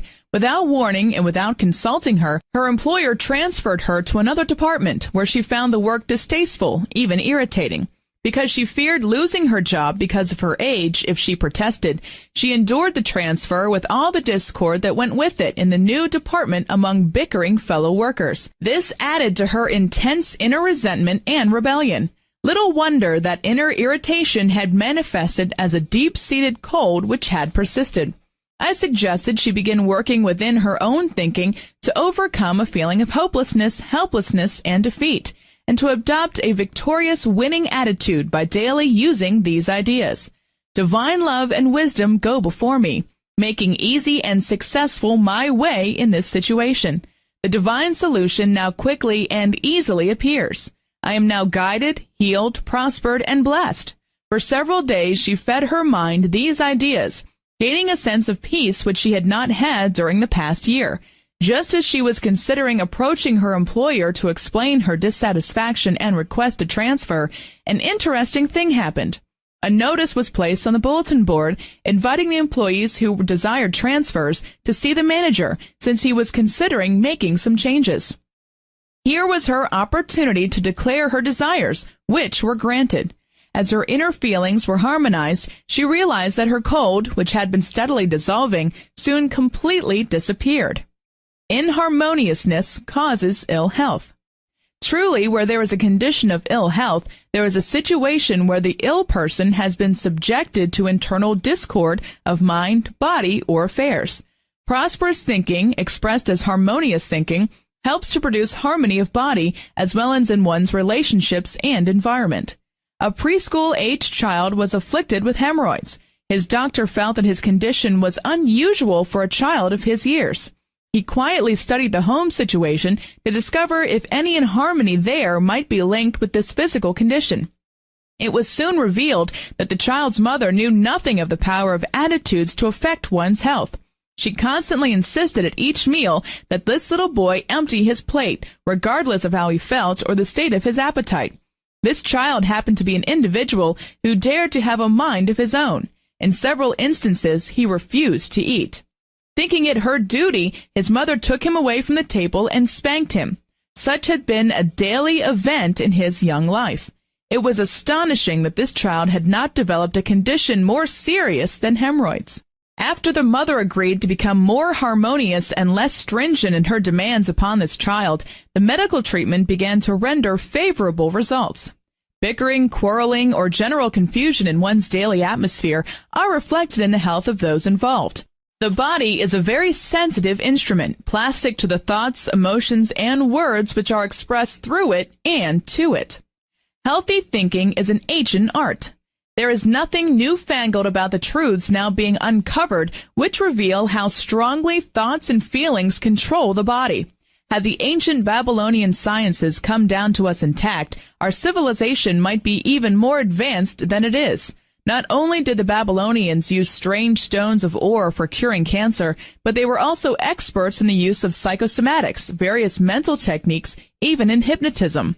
It is believed that Abraham, who resided in the Babylonian city of Ur, learned of their treatment by psychosomatics and brought it to the Jews, who effectively used it through the centuries. In any event, the writers of the Bible seem to understand that disease was caused by wrong thought and wrong feeling, for their writings surely reflect that teaching. Moses pointed out the definite power of right attitudes and emotional responses for health, and the power of wrong ones for ill health. Miriam, his sister, criticized him for marrying into another race. Because of her critical attitude, the Bible implies that Miriam contracted leprosy and was healed only by means of Moses' prayer. In another Bible story, we find that a wrong attitude killed King Asa, one of the kings of Judah. He did not believe in the possibility of spiritual healing, and when his feet became seriously diseased, he died. Elisha and Elijah both healed through mental and spiritual methods. Even witch doctors of primitive cultures realized the need for changing their patients' attitude in order to heal them. In an effort to attract their patients' attention, they wore masks, spoke incantations, danced, and performed in other ways which seem strange to us today. They believed that if those seeking healing would redirect their minds away from their problems, healing would result. Attitudes can heal. Recently, a housewife described her improved health after her attitudes changed. For 12 years, I had a chronic gallbladder condition, which was very painful most of the time. For over a year, I had bursitis also, which was getting progressively worse. My husband and I both prayed about my health. We tried all types of medical treatment, but all to no avail, for the pain persisted. I was beginning to wonder how much longer I could go on. Then we learned about a series of prosperity lectures in our area. After hearing one lecture, which was on prosperity and not on healing, I understood better how to think victoriously. I began to realize that somehow the pain in my body could still be dispelled. For the first time in months, both my husband and I felt uplifted and inspired. And then it happened. Within 1 week from the time we heard that lecture, my gallbladder condition disappeared and the bursitis pain was also completely healed. I am thanking God daily for the uplifted attitudes which opened the way for healing to manifest in my body. This lady and her husband continue to attend the lectures, and she remains healthy and happy. In other instance, a woman broke her arm. Though it had mended nicely, it remained so stiff and painful that she was unable to drive to prosperity lectures, so she hired a young man to chauffeur her. A week later, this woman joyously appeared for the second lecture, stating that the painful stiffness had left her that week, after she had dared to think definitely about success and prosperity as her divine right. All week she had been driving her car. She came alone to other lectures after that, free from all pain. She learned that prosperous thinking expands one's whole being, with new unlimited good, including the area of health. An emotional cause of cancer. All about us we see the need for transforming negative emotions if we wish to be healthy or to regain health. Cancer has been referred to in recent times as a hate disease. Those who contract it often carry their hates secretly, so that the average person never suspects an emotional turmoil through which some cancer patients are passing. Once I talked with a self-made man who had worked hard to get to the top. He finally made it, and he was greatly admired and respected by hundreds of people. His financial achievements, his contributions in time and talent to the many civic organizations of his community, and his dedicated church work had won him wide acclaim. At the apex of his career, he was informed that he had cancer. Operations extended his life for several years. Toward the end of this period, he talked with me about his condition. At first glance, it would seem that a cruel fate had struck him down in his prime. But closer acquaintance revealed that he had been married several times, that each marriage had ended in divorce, following bitter hostility, and that he detested his present wife. If she was as bad as he claimed, humanly he seemed to have reasons for his feelings, since she had made his life miserable. Because of his business success, he felt that divorce or even a separation would be detrimental to his career. So he continued living with her in a state of abject misery, year in and year out. Furthermore, as often happens in such situations, he had turned to another woman for the love and understanding he felt he was not receiving from his wife. This other woman was a business executive who was widowed and lonely. As their love affair developed, this woman became so frustrated at not being able to become his wife that her own health declined. Along with a series of health problems that developed, she sought emotional release through drink and drugs. She became so confused that her mind, in due time, no longer functioned clearly, and she lost a series of fine positions. The only person who seemed relatively unaffected in this triangle was the hated wife. Through it all, she remained calm. She did not seem to take on the hate or emotional turmoil of her husband or of the other woman. In the long run, she was the only victorious one. Her husband stated to me that he could not forgive her or his previous wives for the unhappiness they brought into his life. He refused to attempt any of the methods of healing mentioned in this chapter, or to invoke the methods of healing through forgiveness. I noticed that when he spoke of his wife, he seemed to exude an invisible poison. It was as though the very atmosphere in the room became heavy with venomous hate.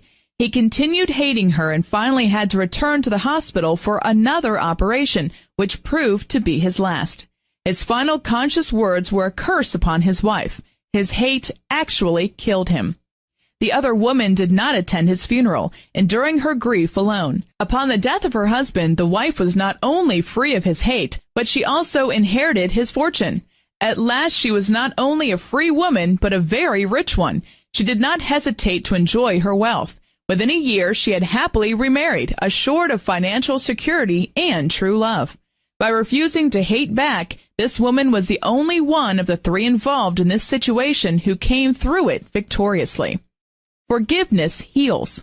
If you are out of harmony with anyone, if you have been caused unhappiness in the past for which you are still holding a grudge, if you feel you have been unjustly treated in financial or private matters, if you feel that some loss has robbed you of the happiness that should have been yours by divine right, if you feel strongly about unhappy childhood and family experiences, you may have every human reason for your feelings and for continuing to nurse them.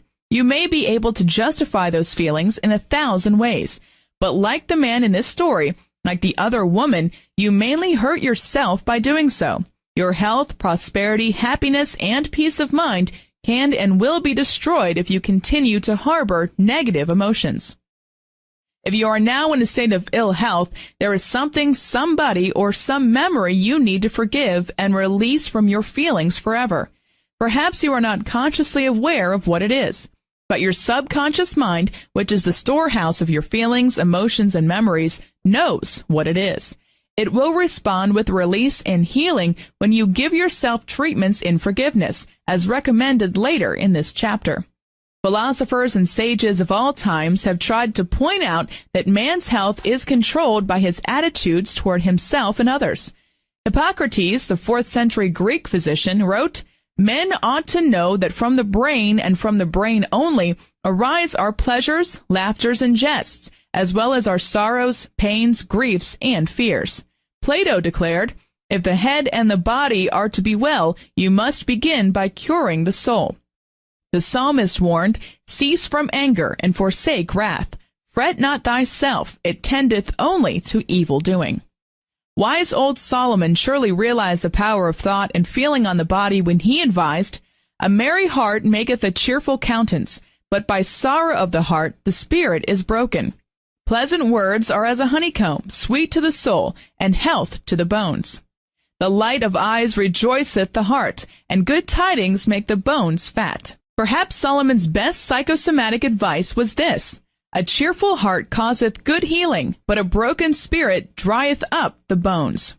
Happiness heals. Truly, a spirit that is broken, discouraged, or subject to a depressed condition usually gets a physical reaction. I once knew a child who for several years was in a home situation filled with bickering and fault-finding. This child suffered from one ailment after another. Finally, his life situation changed, and he was placed in a quiet, harmonious atmosphere. Immediately, his ailments diminished, and he became so healthy thereafter that he never contracted any of the usual childhood diseases. I know of a family who learned the power of thought for health or illness. The parents agreed never to speak of negative subjects before the children, never to discuss illness, lack, hard times, or troubles of any kind. They made it a point to converse on happy subjects in the home. It became a habit, and they became a happy, healthy, close-knit family. This family was free of ill health, and they became very prosperous. Their children grew up without having any childhood diseases. They also developed happy, self-confident dispositions and all married happily. Today, they are enjoying successful lives, even as their parents do. The bookshelves are now crowded with many fine books by authorities in all phases of the healing arts who point out the importance of healthy, happy emotions for a healthy body. Therapy for female trouble. Often we hear about various types of female troubles that afflict many women. In almost every case, the woman with such troubles is also experiencing great emotional unrest, suffering in secret about problems at home or in her work, which she feels that she cannot discuss. A school teacher recently wrote of how her monthly menstrual period stopped after she was upset by her school principal, whom she felt was a tyrant. Through affirmative prayer, she began to hold to the thought that divine love and justice would produce a change. Meanwhile, her physician could not locate any physical reason for her difficulties, but he gave her shots to help her through this strained period. In a short time, when her school principal received a transfer to another school, she began to relax and enjoy her work again, and her menstrual periods again became normal. A housewife had been informed by her physician that she was sterile after she had taken prolonged treatments to induce conception. Though she and her husband had long wanted children, she finally confessed to me that she had secretly feared the pain and discomfort of pregnancy, labor, and childbirth. She realized that her fear had probably prevented conception. When they investigated the possibilities of adopting a baby, for a number of reasons, they decided to wait. For the first time in years, she and her husband stopped fretting because theirs was a childless home. Instead, they decided to live as happy and normal life as possible, and to help care for homeless children in their area from time to time, such as during the holiday season. After the tension about not having children left her, the wife did have a baby in the 10th year of their marriage. The wonderful part about using mental and spiritual methods for physical health is that it makes the work of your personal physician much easier. He is better able to aid you when your attitudes and emotions are constructive, and often much more than just a physical healing takes place. The first step in healing. Forgiveness is the foundation of healing. Every one of us should use the simple method of forgiveness every day to effect reconciliation and harmony with others. Thereby, we bring forth physical, mental, emotional, and spiritual healing. Instead of attempting to painfully analyze your health problems from a psychosomatic standpoint, instead of trying to probe into the mental and emotional reasons for the various health, financial, or human relations problems in your life, simply declare, I fully and freely forgive. I lose and let go. I let go and let God's love do its perfect work in me, through me, for me. I let go and let God's love do its perfect work in the conscious, subconscious, and superconscious activities of my mind, body, and affairs. I give thanks that peace, health, plenty, and happiness now reign supreme in me and in my world. If you have hostilities towards others, daily declare this forgiveness treatment for them. I know of 2 different cases where young women were afflicted with paralysis after entertaining intense bitterness toward their former husbands who had divorced them. In both cases, these young women regained use of their limbs after they began daily to practice forgiveness. To forgive does not mean that you have to bow and scrape to those whom you feel have wronged you. You need make no outer contact with those involved, unless an occasion arises that demands it. Instead, you can know that they will feel your mental and emotional forgiveness, and they will release any animosity toward you when you forgive and release your grudging hold upon them. This is a simple, private, soul-cleansing and body-healing process. After you begin to daily affirm forgiveness, should you begin to think about people or situations from your past which were distasteful to you, do not be disturbed. Instead of wondering why they have come into your conscious thought again, just know that they are subconsciously receiving your forgiveness. Continue to affirm forgiveness for them, and in due time, everything will become quiet and peaceful concerning them. As you get your own feeling of peace, you can know the forgiveness process has done its perfect work, leaving you free of any thought of ill will. When you ever think of that person or experience, it will be with a sense of peace. How to lose weight. I once knew a wealthy woman who had tried desperately to lose weight. Several times she obtained stringent diets from specialists at various hospitals, but once she lost weight, she could not maintain it. Finally, she wrote of her frustration about weight, wondering why she could not maintain a reduced weight. From personal friendship with her, I knew that she and her husband traveled all over the world, that they had a spacious country estate filled with interesting objects collected in their travels. Her husband had often complained that all these things cluttered the house, so that it was necessary to keep a staff of servants to care for their possessions. This woman had stored many other possessions in the cellar, in addition to crowding all their closets. I suggested that she prayerfully consider the vacuum idea, as discussed in Chapter 3, and ask for divine guidance concerning what she should release from her emotions and perhaps from her life in order to lose weight and remain slender. In meditation thereafter, she realized that she had long been holding unforgiving thoughts toward a relative who had caused her much distress. She began to daily declare forgiveness, release, and freedom in that connection. She also got the feeling that she should heed her husband's request to clear the house of objects which were admittedly congesting the atmosphere. She cleared out closets, cellar, and storage areas, called the Salvation Army in, and passed on unused items that could do good where they were needed. Her husband was elated. She said that the very act of release gave her a sense of freedom and peace that she had not known in years. Interestingly enough, she thereafter went on another diet and has been able to maintain a loss in weight ever since. She now states that it was the acts of forgiveness, release, and a literal as well as mental house cleaning that brought forth her desires. The second step in healing. There is nothing strange, mysterious, or newfangled about affirmative thought and prayer in connection with healing. The Hindus, Japanese, Chinese, and many other nations still use various methods for applying sacred words to alleviate ills. Throughout the Bible, many references are made to words and their creative power for good. The creation story began with the spoken affirmation, "Let there be," and there was. The writer of Proverbs might have been speaking of the power of words for healing when he wrote, "Death and life are in the power of the tongue, and they that love it shall eat the fruit thereof." There has long been a belief in the religious world that there was somewhere a lost word of power, which when found and uttered would set all things right. The Jews believed that this lost word was veiled in the name Yahweh, which is Hebrew for the word Lord. They felt that its correct pronunciation is no longer known to man. They claimed that the lost word was once known to their priesthood. When correctly used, it caused the power of God to become manifest, so that mighty works were accomplished quickly. Any good word or phrase that gives peace, satisfaction, and that arouses a positive, harmonious response in one's thoughts and feelings is equivalent to the lost word which the Jews sought. That lost word of power can come alive through constructive attitudes and affirmative prayer statements. A teenager, learning of the power of words to produce good results, decided to test its power on a cold which she felt coming on. Over and over she declared, "God is my health, I can't be sick.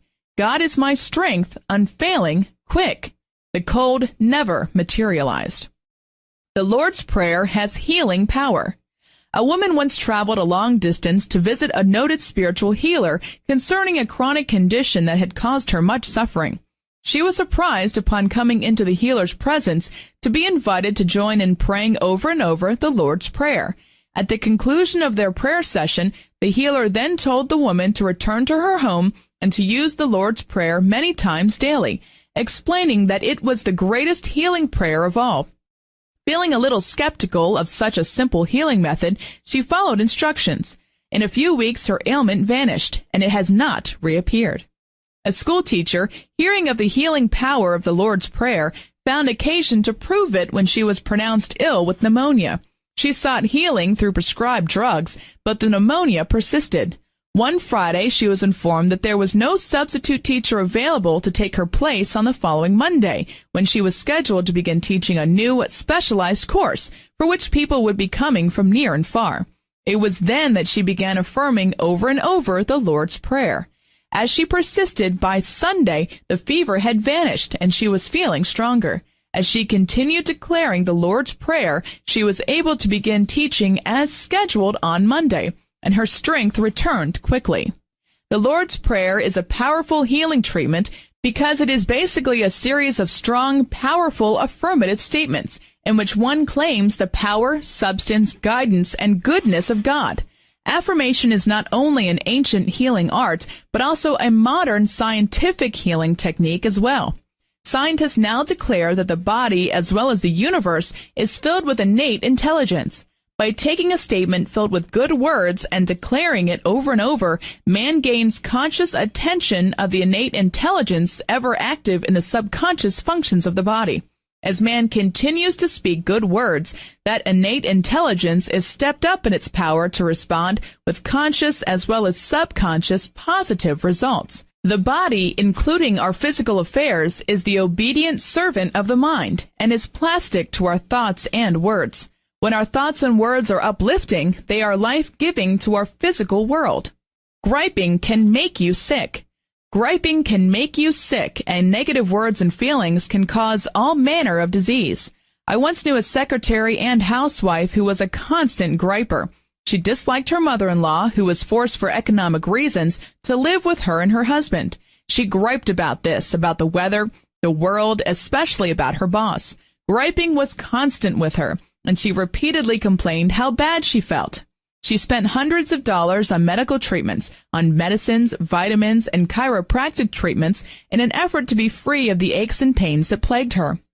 As she continued to gripe about everything and everybody, her circle of friends dwindled. Her boss refused to give her a raise, and her mother-in-law caused her great anguish.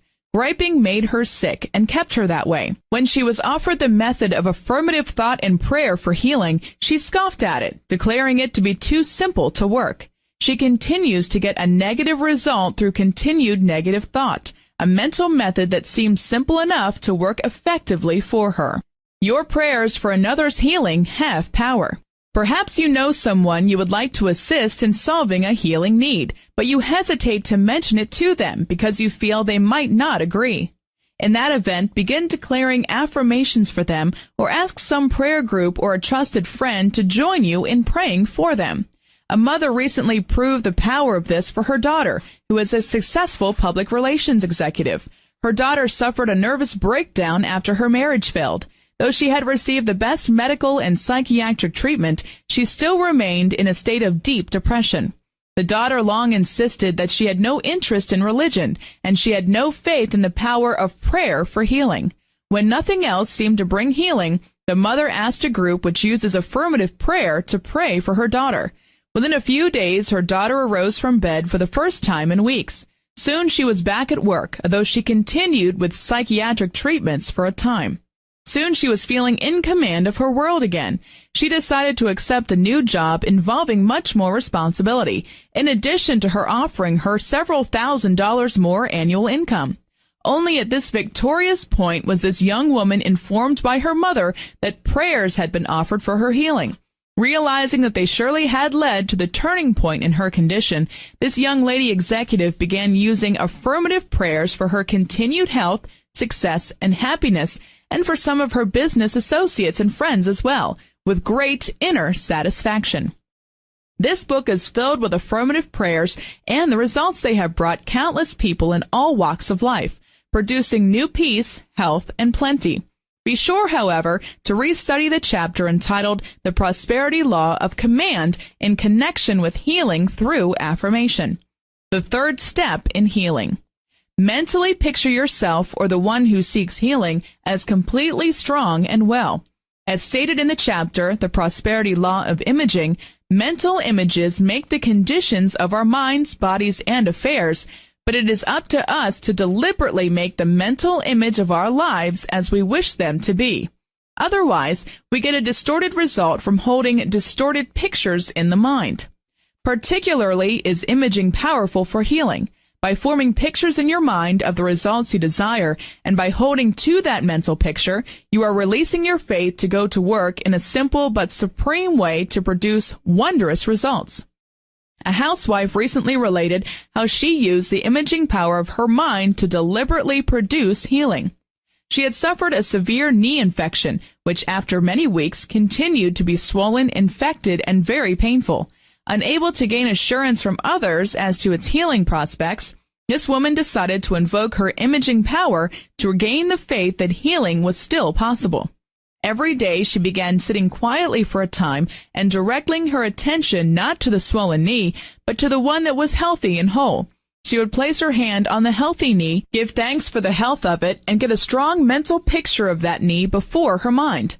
Daily she continued this exercise. When anyone asked about her knee, she conveyed the image of healing to their minds by always replying that her knee was healing nicely. At this point, it was strictly an affirmative prayer, a statement of faith. For several days, there seemed no change in her knee, but this woman dared to persevere in holding her mental image. One morning, after weeks of pain and swelling, she wakened to find that overnight the swelling had disappeared. The knee had lost all appearance of abnormality and was again its proper size. Upon closer inspection, it was as though the skin in that area had been pricked in many places and the infected substance had simply escaped. Her husband, a successful businessman, substantiated her experience to me. They both spoke of how delighted her physician was when he examined her knee that morning, for he assured them they had witnessed a miracle. Make a wheel of fortune for health. If you wish a more definite and tangible method for using your imaging power for healing, I suggest that you use the Wheel of Fortune method outlined in Chapter 5. A doctor once asked me to visit one of his patients who was paralyzed on one side and who had not walked for several years. He said that unless her hope could be restored, there was nothing more he could do as a doctor to help her. She had been reading various inspirational books on the power of thoughts, and he felt that she would be receptive to suggestions along that line to affect her healing. On my first visit, I found her in bed, depressed, discouraged, despairing of complete healing. I told her about the gigantic power of mental images for healing, and suggested that she immediately get busy making a wheel of fortune for her health, which she did. On the Wheel of Fortune, she placed numerous pictures clipped from magazines, which showed people walking. She placed this Wheel of Fortune where she could view it for hours every day. I also suggested she employ the forgiveness prayer method mentioned earlier in this chapter. All these things she seemed glad to follow. When I visited her a month later, she was sitting up in her chair. She had to be put in the chair and taken from it, but she was sitting up. As she continued to image and affirm wholeness, it was as though all the forces of heaven and earth began to work for her to help make it so. A neighbor who was overseas with her husband mailed a check to this young woman, suggested that she use it for physical therapy treatments, which would surely be another step in her healing. A chiropractor who had treated her in the past dropped by to see her. He said that he would like to treat her regularly without charge in order to ascertain how effective chiropractics would be in such health problems. Another neighbor promised that when she was ready to begin using a wheelchair, he would purchase one for her. Another offered to pay for braces for her feet and ankles when she reached that stage. Gradually, as she continued looking at the pictures of people walking on her Wheel of Fortune, she grew stronger. Finally, another neighbor built a ramp down the porch of her house to the yard so that she might be wheeled out into the sun and fresh air. At my last contact with this young woman, she was beginning to take a few steps on her own. That is the healing power of the imagination when invoked constructively and definitely toward a desired result of health. Reduce through mental images. The imaging method is effective in every phase of health. A businessman who also had been on all types of diets and had given up finally heard of the imaging power of the mind for healing. He realized then that, although he had dieted stringently, he had continued to hold the image of himself as overweight, and that his mental image had continued to produce the very thing he did not want. He then clipped pictures of healthy, vigorous, slender businessmen from magazines, placed them in his bedside table. He would quietly look at these pictures, filling his mind with definite images just before retiring. He also taped a couple of these pictures on small file cards and carried them in his wallet, looking at them during the day. Through this process, he lost 40 pounds while dieting with a minimum of effort or self-discipline, and since he has lost more. He now resembles those pictures he still carries in his wallet. How to stop smoking. I have known several businessmen who use the imaging method to stop smoking. A salesman, a doctor, and a business executive recently stated that it proved to be the easiest habit they had ever overcome. Their method was simple and delightful. They did not stop smoking or even try to. Instead, they simply formed mental images of how bad their cigarettes tasted and of how they finally could not smoke them at all. They could hold this mental image of a bad-tasting cigarette whenever they lighted one. It took several weeks for the mental image to begin taking effect, but it did. Their cigarettes became distasteful, and soon they began to lose the desire to smoke. Within about 6 weeks, all desire had left, and in each instance, they still had a half a pack of cigarettes on hand, which they then threw away. They told no one of their desire to stop smoking, or of the method they were using. In that way, no one was able to break down the mental images they were holding, or to attempt to talk them out of using such a simple method. This method effective for overcoming alcoholism. I have known a number of people who use the imaging method to help bring forth healing in their loved ones. Several people, both men and women, have mentioned recently how they dared to image sobriety in their marriage partners, who seem to have become hopeless alcoholics. As they persisted in imaging them as healed, they gradually improved and finally were free of the desire for intoxicants. I had lunch recently with one such couple. A few years ago, the husband was considered a has-been, but he is now a successful business executive and one of the most poised, peaceful, and charming men I have ever met. He said to me, as the subject was discussed, "I knew all the time my wife was up to something in trying to effect my healing. But I did not know what she was doing, and since it was proved painless for me, I did not care what her method was. I got to feeling so much better that I only hoped she would keep on until I was completely well again. Thank heaven she did." His wife had formed the mental image of a sober, happy, prosperous, victorious husband, and she held to that mental image day in and day out, month in and month out. Her husband is today the wonderful man she imaged. Thus, along with the usual methods for obtaining and then maintaining good health, adopt the techniques and methods suggested in this chapter. Let them prove their power for you. For this purpose, I would like to share with you a favorite affirmation for health. I give thanks that I am the ever-renewing, the ever-unfolding expression of infinite life, health, and energy.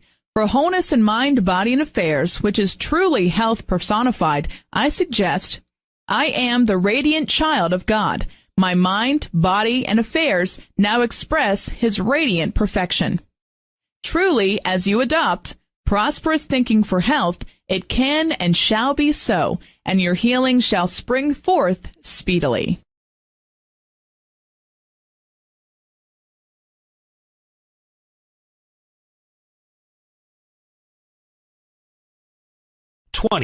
The author reviews his own work. A small drop of ink makes thousands, perhaps millions think, wrote Byron in Don Juan. And that's what I thought as I began to write the manuscript for this book. For its purpose is to motivate the reader, 1. To learn and use 3 simple, easily understood concepts that must be used by any person for continuous success in any human activity. Herein lies the essence of this work. For the person who uses these three ingredients in combination in any specific activity cannot fail. Inspiration to action, that which motivates you to act because you want to. Know-how, the particular techniques and skills that consistently get results for you when applied. It is the proper application of knowledge. Know-how becomes habit through actual repetitive experience. Activity knowledge. Knowledge of the activity, service, product, methods, techniques, and skills with which you are particularly concerned. 2. To strive day by day to continue his education and thus expand his horizon. 3. To help himself become a better person and constantly strive to make his world better for himself and others. 4. To learn to develop the habit of recognizing, understanding, relating, assimilating, and using principles from his reading, the people he meets, and his everyday experiences. 5. To acquire financial wealth and business success, even though the spotlight is on the true riches of life. 6. To preserve and protect his inheritance as an American. 7. To feel, live, and act with a dynamic philosophy resulting from the action of striving to live up to the precepts of the religious teachings of his own church. 8. To seek and find the true riches of life. Again, a drop of ink makes thousands, perhaps millions, think. And a self-help book has changed the lives of countless thousands for the better. Take Fuller Duke, for example. My mind has been opened. Fuller was a successful salesman, and he became a successful sales manager for me before he went blind. Like all of our representatives, he received self-help books and record albums, such as The System That Never Fails. Fuller is happily married, the father of 6 fine boys and 5 wonderful girls. And something more, Fuller Duke has a living religious faith. This has been proved many times in the past, and it has again been evidenced in the present by the letter he recently sent me, a portion of which is as follows. I had the services of one of the best eye specialists in the country. He exerted every effort to save my vision and was very upset at the final examination to find that further surgery or treatment would be without avail. Now, as to my thinking about my future, bearing in mind that every adversity carries with it the seed of an equivalent or greater benefit, and using the success system that never fails, I was inspired to action, and immediately set forth to acquire the necessary know-how and activity knowledge to ascertain what, if any, limitations are to be mine. I was thrilled to discover that this is the only detour on the road to my ultimate goal. Since last Thursday, I have talked to many professional men, executives, and business people, and learned that by attending school for 3 months, I can learn Braille and how to travel alone. In short, lead a normal life. I have been doing a lot of brainstorming, and my thoughts are all positive. To be sure, I will not cease to search for a cure. I hope, like George Campbell in Success Through a Positive Mental Attitude, that I too can demonstrate my positive mental attitude by proving that I am still capable of attaining success. It is my firm belief that the age of miracles has not passed, and if it will be the will of the Almighty, the prayers of my family and friends will not go unanswered. Even though my eyes have been closed, my mind has been opened. The way you and I can keep our minds open is to continue our education. Expand your horizon. Education is what we are trying to do in our American way of life to develop the finest in each individual. We are attempting to develop in the individual his intellect, physical, moral, and spiritual well-being, says Dr. K. Richard Johnson, president of the National College of Education in Evanston, Illinois. And Paul Molley, in his humorous but down-to-earth book, And Then There Were 8, Doubleday and Company, New York, tells us, the true training of the child does not start at school or church. It begins at the knees of the mother. If parents and children bumped into each other more often, they'd be less inclined to drop one another later on. I don't know what the child guidance experts would say about this, but we've operated on the theory that a child bright enough to reject turnips when there are cookies on the table is almost bright enough to begin picking up after himself. And I, for one, would rather recommend the advice of the man who has the knowledge and know-how of raising children than the advice of the child guidance expert who tells how to raise children even though he has none of his own to raise. Self-help books changed his life. And that's why I felt warranted to write this book, for I have the experience, knowledge, and know-how to motivate persons in all walks of life. One way to motivate people is to introduce them to a self-help book. I romance the value of any particular book. I recommend by telling true stories of how it has helped others. This technique has been especially effective in reaching teenage boys and girls through boys' clubs, high schools, colleges, and penal institutions. Francis McKay is a social worker in the House of Correction in Chicago. He's a student of the PMA Science of Success course, and he's been taught how to motivate others through self-help books. Here's part of a letter that inspired me when I received it from one of his teenage charges not so long ago. This boy had learned how to relate and assimilate principles that could change the course of his life for the better. Gentlemen, I have just finished reading your book, Success Through a Positive Mental Attitude. I want to thank you for writing such a book. I can honestly say that the book inspired me and changed my way of thinking. It has shown me that where there's a will, there's a way.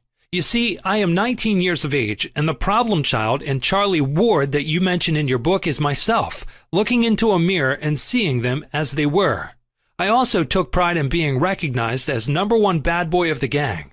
Because of that pride, my environment, and my associates, I have been going to reform schools and institutions such as this for the past 4 years. I now know it's time to grow up and leave my associates and make something of myself. When the years pass and I am living and working like a respectable human should, I will look back and remember the social worker and the books. I know I can make good, and with God's help, I will. My philosophy on life used to be live for today, forget tomorrow. My outlook has changed to live for tomorrow. I will never forget those words, for I believe in them. What the mind conceives and believes, it can achieve. The disciplinarian with the kind heart. Arthur Ward is superintendent of the House of Corrections in Chicago. He is known as the disciplinarian with the kind heart. More than 1/3 of the inmates are alcoholics, as is Ward himself. But through the inspiration of his wife and the parish priest, he developed the courage and strength to say no to temptations to drink. And because he is a self-builder, he knows how to inspire and build those who are afflicted with the same misfortune he overcame. He knows that hope is the magic ingredient in motivation, so he has developed a philosophy called Operation Hope. When men and women leave the House of Correction, they have pride in their appearance and an inspirational philosophy in their hearts. For under Operation Hope, each has been given suitable clothing and an opportunity to learn success principles from the PMA Science of Success course and other inspirational materials. I guess you would say that the theme Operation Hope has been the story of my life. To me, this symbolizes the true riches of life, the reward that comes from helping others play the game of life in the best and fullest possible manner, says Ward. And what do others have to say on this matter? Here are additional answers to the questions. What are the true riches of life? General David Sarnoff. While it's true that you can get happiness and peace and serenity from being at the lower end of the ladder, it is also true that you cannot enjoy the ecstasy of achievement. Success in a generally accepted sense of the term means the opportunity to experience and to realize to the maximum the forces that are within us. John A. Note, Jr., Governor of the state of Rhode Island and Providence Plantations.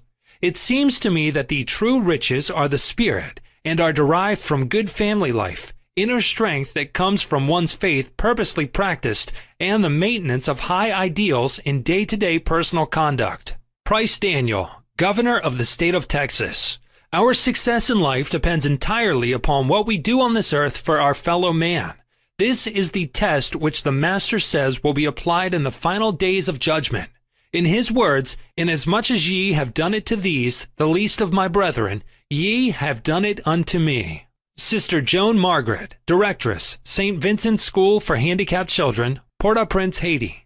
You asked about the true riches of life. Very simple. Love of God and love of one's neighbor. It just goes straight back to the Bible. I firmly believe that whatsoever things are true, whatsoever things are honest, whatsoever things are just, whatsoever things are pure, whatsoever things are lovely, whatsoever things are of good rapport, if there be any virtue and if there be any praise, think on these things. I don't know Sister Joan Margaret's age. I don't know what she looks like, but I do know that she has found the true riches of life. This American girl is doing so much for crippled Haitian children that she is a symbol to me of all the good women who are devoting their lives to the service of the church. She has a great love for all people and a special mercy for the sick and the crippled. Another American girl who has found the true riches of life in Port-au-Prince is Lavinia Williams Yarborough, a famous dancer who heads the Haitian Institute of the Dance. Because I love my people. Lavinia recently wrote to me. I first started to work with Sister Joan Margaret in 1954 during Hurricane Hazel. She did a tremendous job flying to various parts of Haiti to help carry food and clothing to the victims. On one of these trips, she found a 6-month-old girl who was the sole survivor of her village. She brought the child to Port-au-Prince and nursed her to health. She has been sick and starving. I told Sister that I would start giving the child exercises when she became 3 years old to develop her body. She was very tiny for her age, but you should see her now. A beautiful, healthy, normal child who is still dancing. I also work with the deaf and dumb. One of my trainees at St. Vincent's is a deaf mute and is teaching dancing at Sister Joan's. I take as students some of the more talented mutes who dance in my concerts. No one would ever recognize them for deaf and dumb, since I have never distinguished them myself from the normal children. I now have 4 mutes as students, all of whom are superb. I also work with Sister Joan's recovered polio victims. These children study ballet to strengthen their limbs. I also have other children from St. Vincent's. Little Hinges That Swing Big Doors. This chapter is a review of the entire book. In it, you feel the undercurrents flowing throughout. The spotlight has been thrown on the true riches of life, for in seeking them, you can also find monetary wealth and success. In a speech, Governor Price Daniel of Texas gave the following illustration. A South American leader and visitor who many years ago was asked why the material progress of North America had so far outstripped that of South America replied, "The people who settled North America came here seeking God. Those who came to South America were in search of gold." The wife of one of my sales managers in Waco, Texas, Naomi Nyberg, is writing a book titled Little Hinges That Swing Big Doors. The title kept going through my mind like a melody. So I asked Naomi if I might have permission to use it as a chapter or subheading, and she enthusiastically and graciously gave me the privilege of sharing this thought with you. So at the end of each chapter, you have seen little hinges that swing big doors. The open door symbolizes faith in your fellow man, your vision of the world without, and within is the hiding place, so obvious it wouldn't be seen. The hiding place. There's an old Hindu legend stating that when the gods were making the world, they said, "Where can we hide the most valuable of treasures so that they will not be lost? How can we hide them so that the lust and greed of men will not steal or destroy them? What can we do to be assured that these riches will be carried on from generation to generation for the benefit of all mankind?" So in their wisdom, they selected a hiding place that was so obvious it wouldn't be seen. And there they placed the true riches of life, endowed with the magic power of perpetual self-replenishment. In this hiding place, these treasures can be found by every living person in every land who follows the success system that never fails. Conclusion: When the gold dust settles. You will recall our salesman friend whose answer to the question, "How's business?" was always, "Business is wonderful because there's gold dust in the air." While you have been reading this book, I trust that some of its gold dust power has already touched you, even as it has touched me. I began writing this book while serving the Unity Ministry in the Deep South. Many months later, I am concluding these pages from the heart of Texas, where I continue to lecture and write. With me in my happy new life is my wonderful husband, whom I married while writing this book. Truly, my dreams have come true. Little did I realize when I began working with the power of prosperous thinking how much my own life could change as I developed and wrote down these ideas, but how delightful, exciting, and worthwhile it has all been. It can prove so for you, too. Continue to study these prosperity laws and to apply them daily. Continue to invoke prosperous thinking deliberately and definitely. Do so with real joy and with expectations. As you persist, your own divinely intended gold dust shall surely appear as greater peace, health, and plenty in your life. Accept gladly those gold dust results. They are a part of your divine heritage, prepared for you by a rich and loving Father. They will not only make your life happier and more worthwhile, but you will become a richer blessing to your fellow man in countless wonderful ways in this exciting space age. In this joyous assurance, I wish to affirm for you this blessing, in keeping with the rich promises of God. I wish above all things that thou mayest prosper and be in health, even as thy soul prospereth.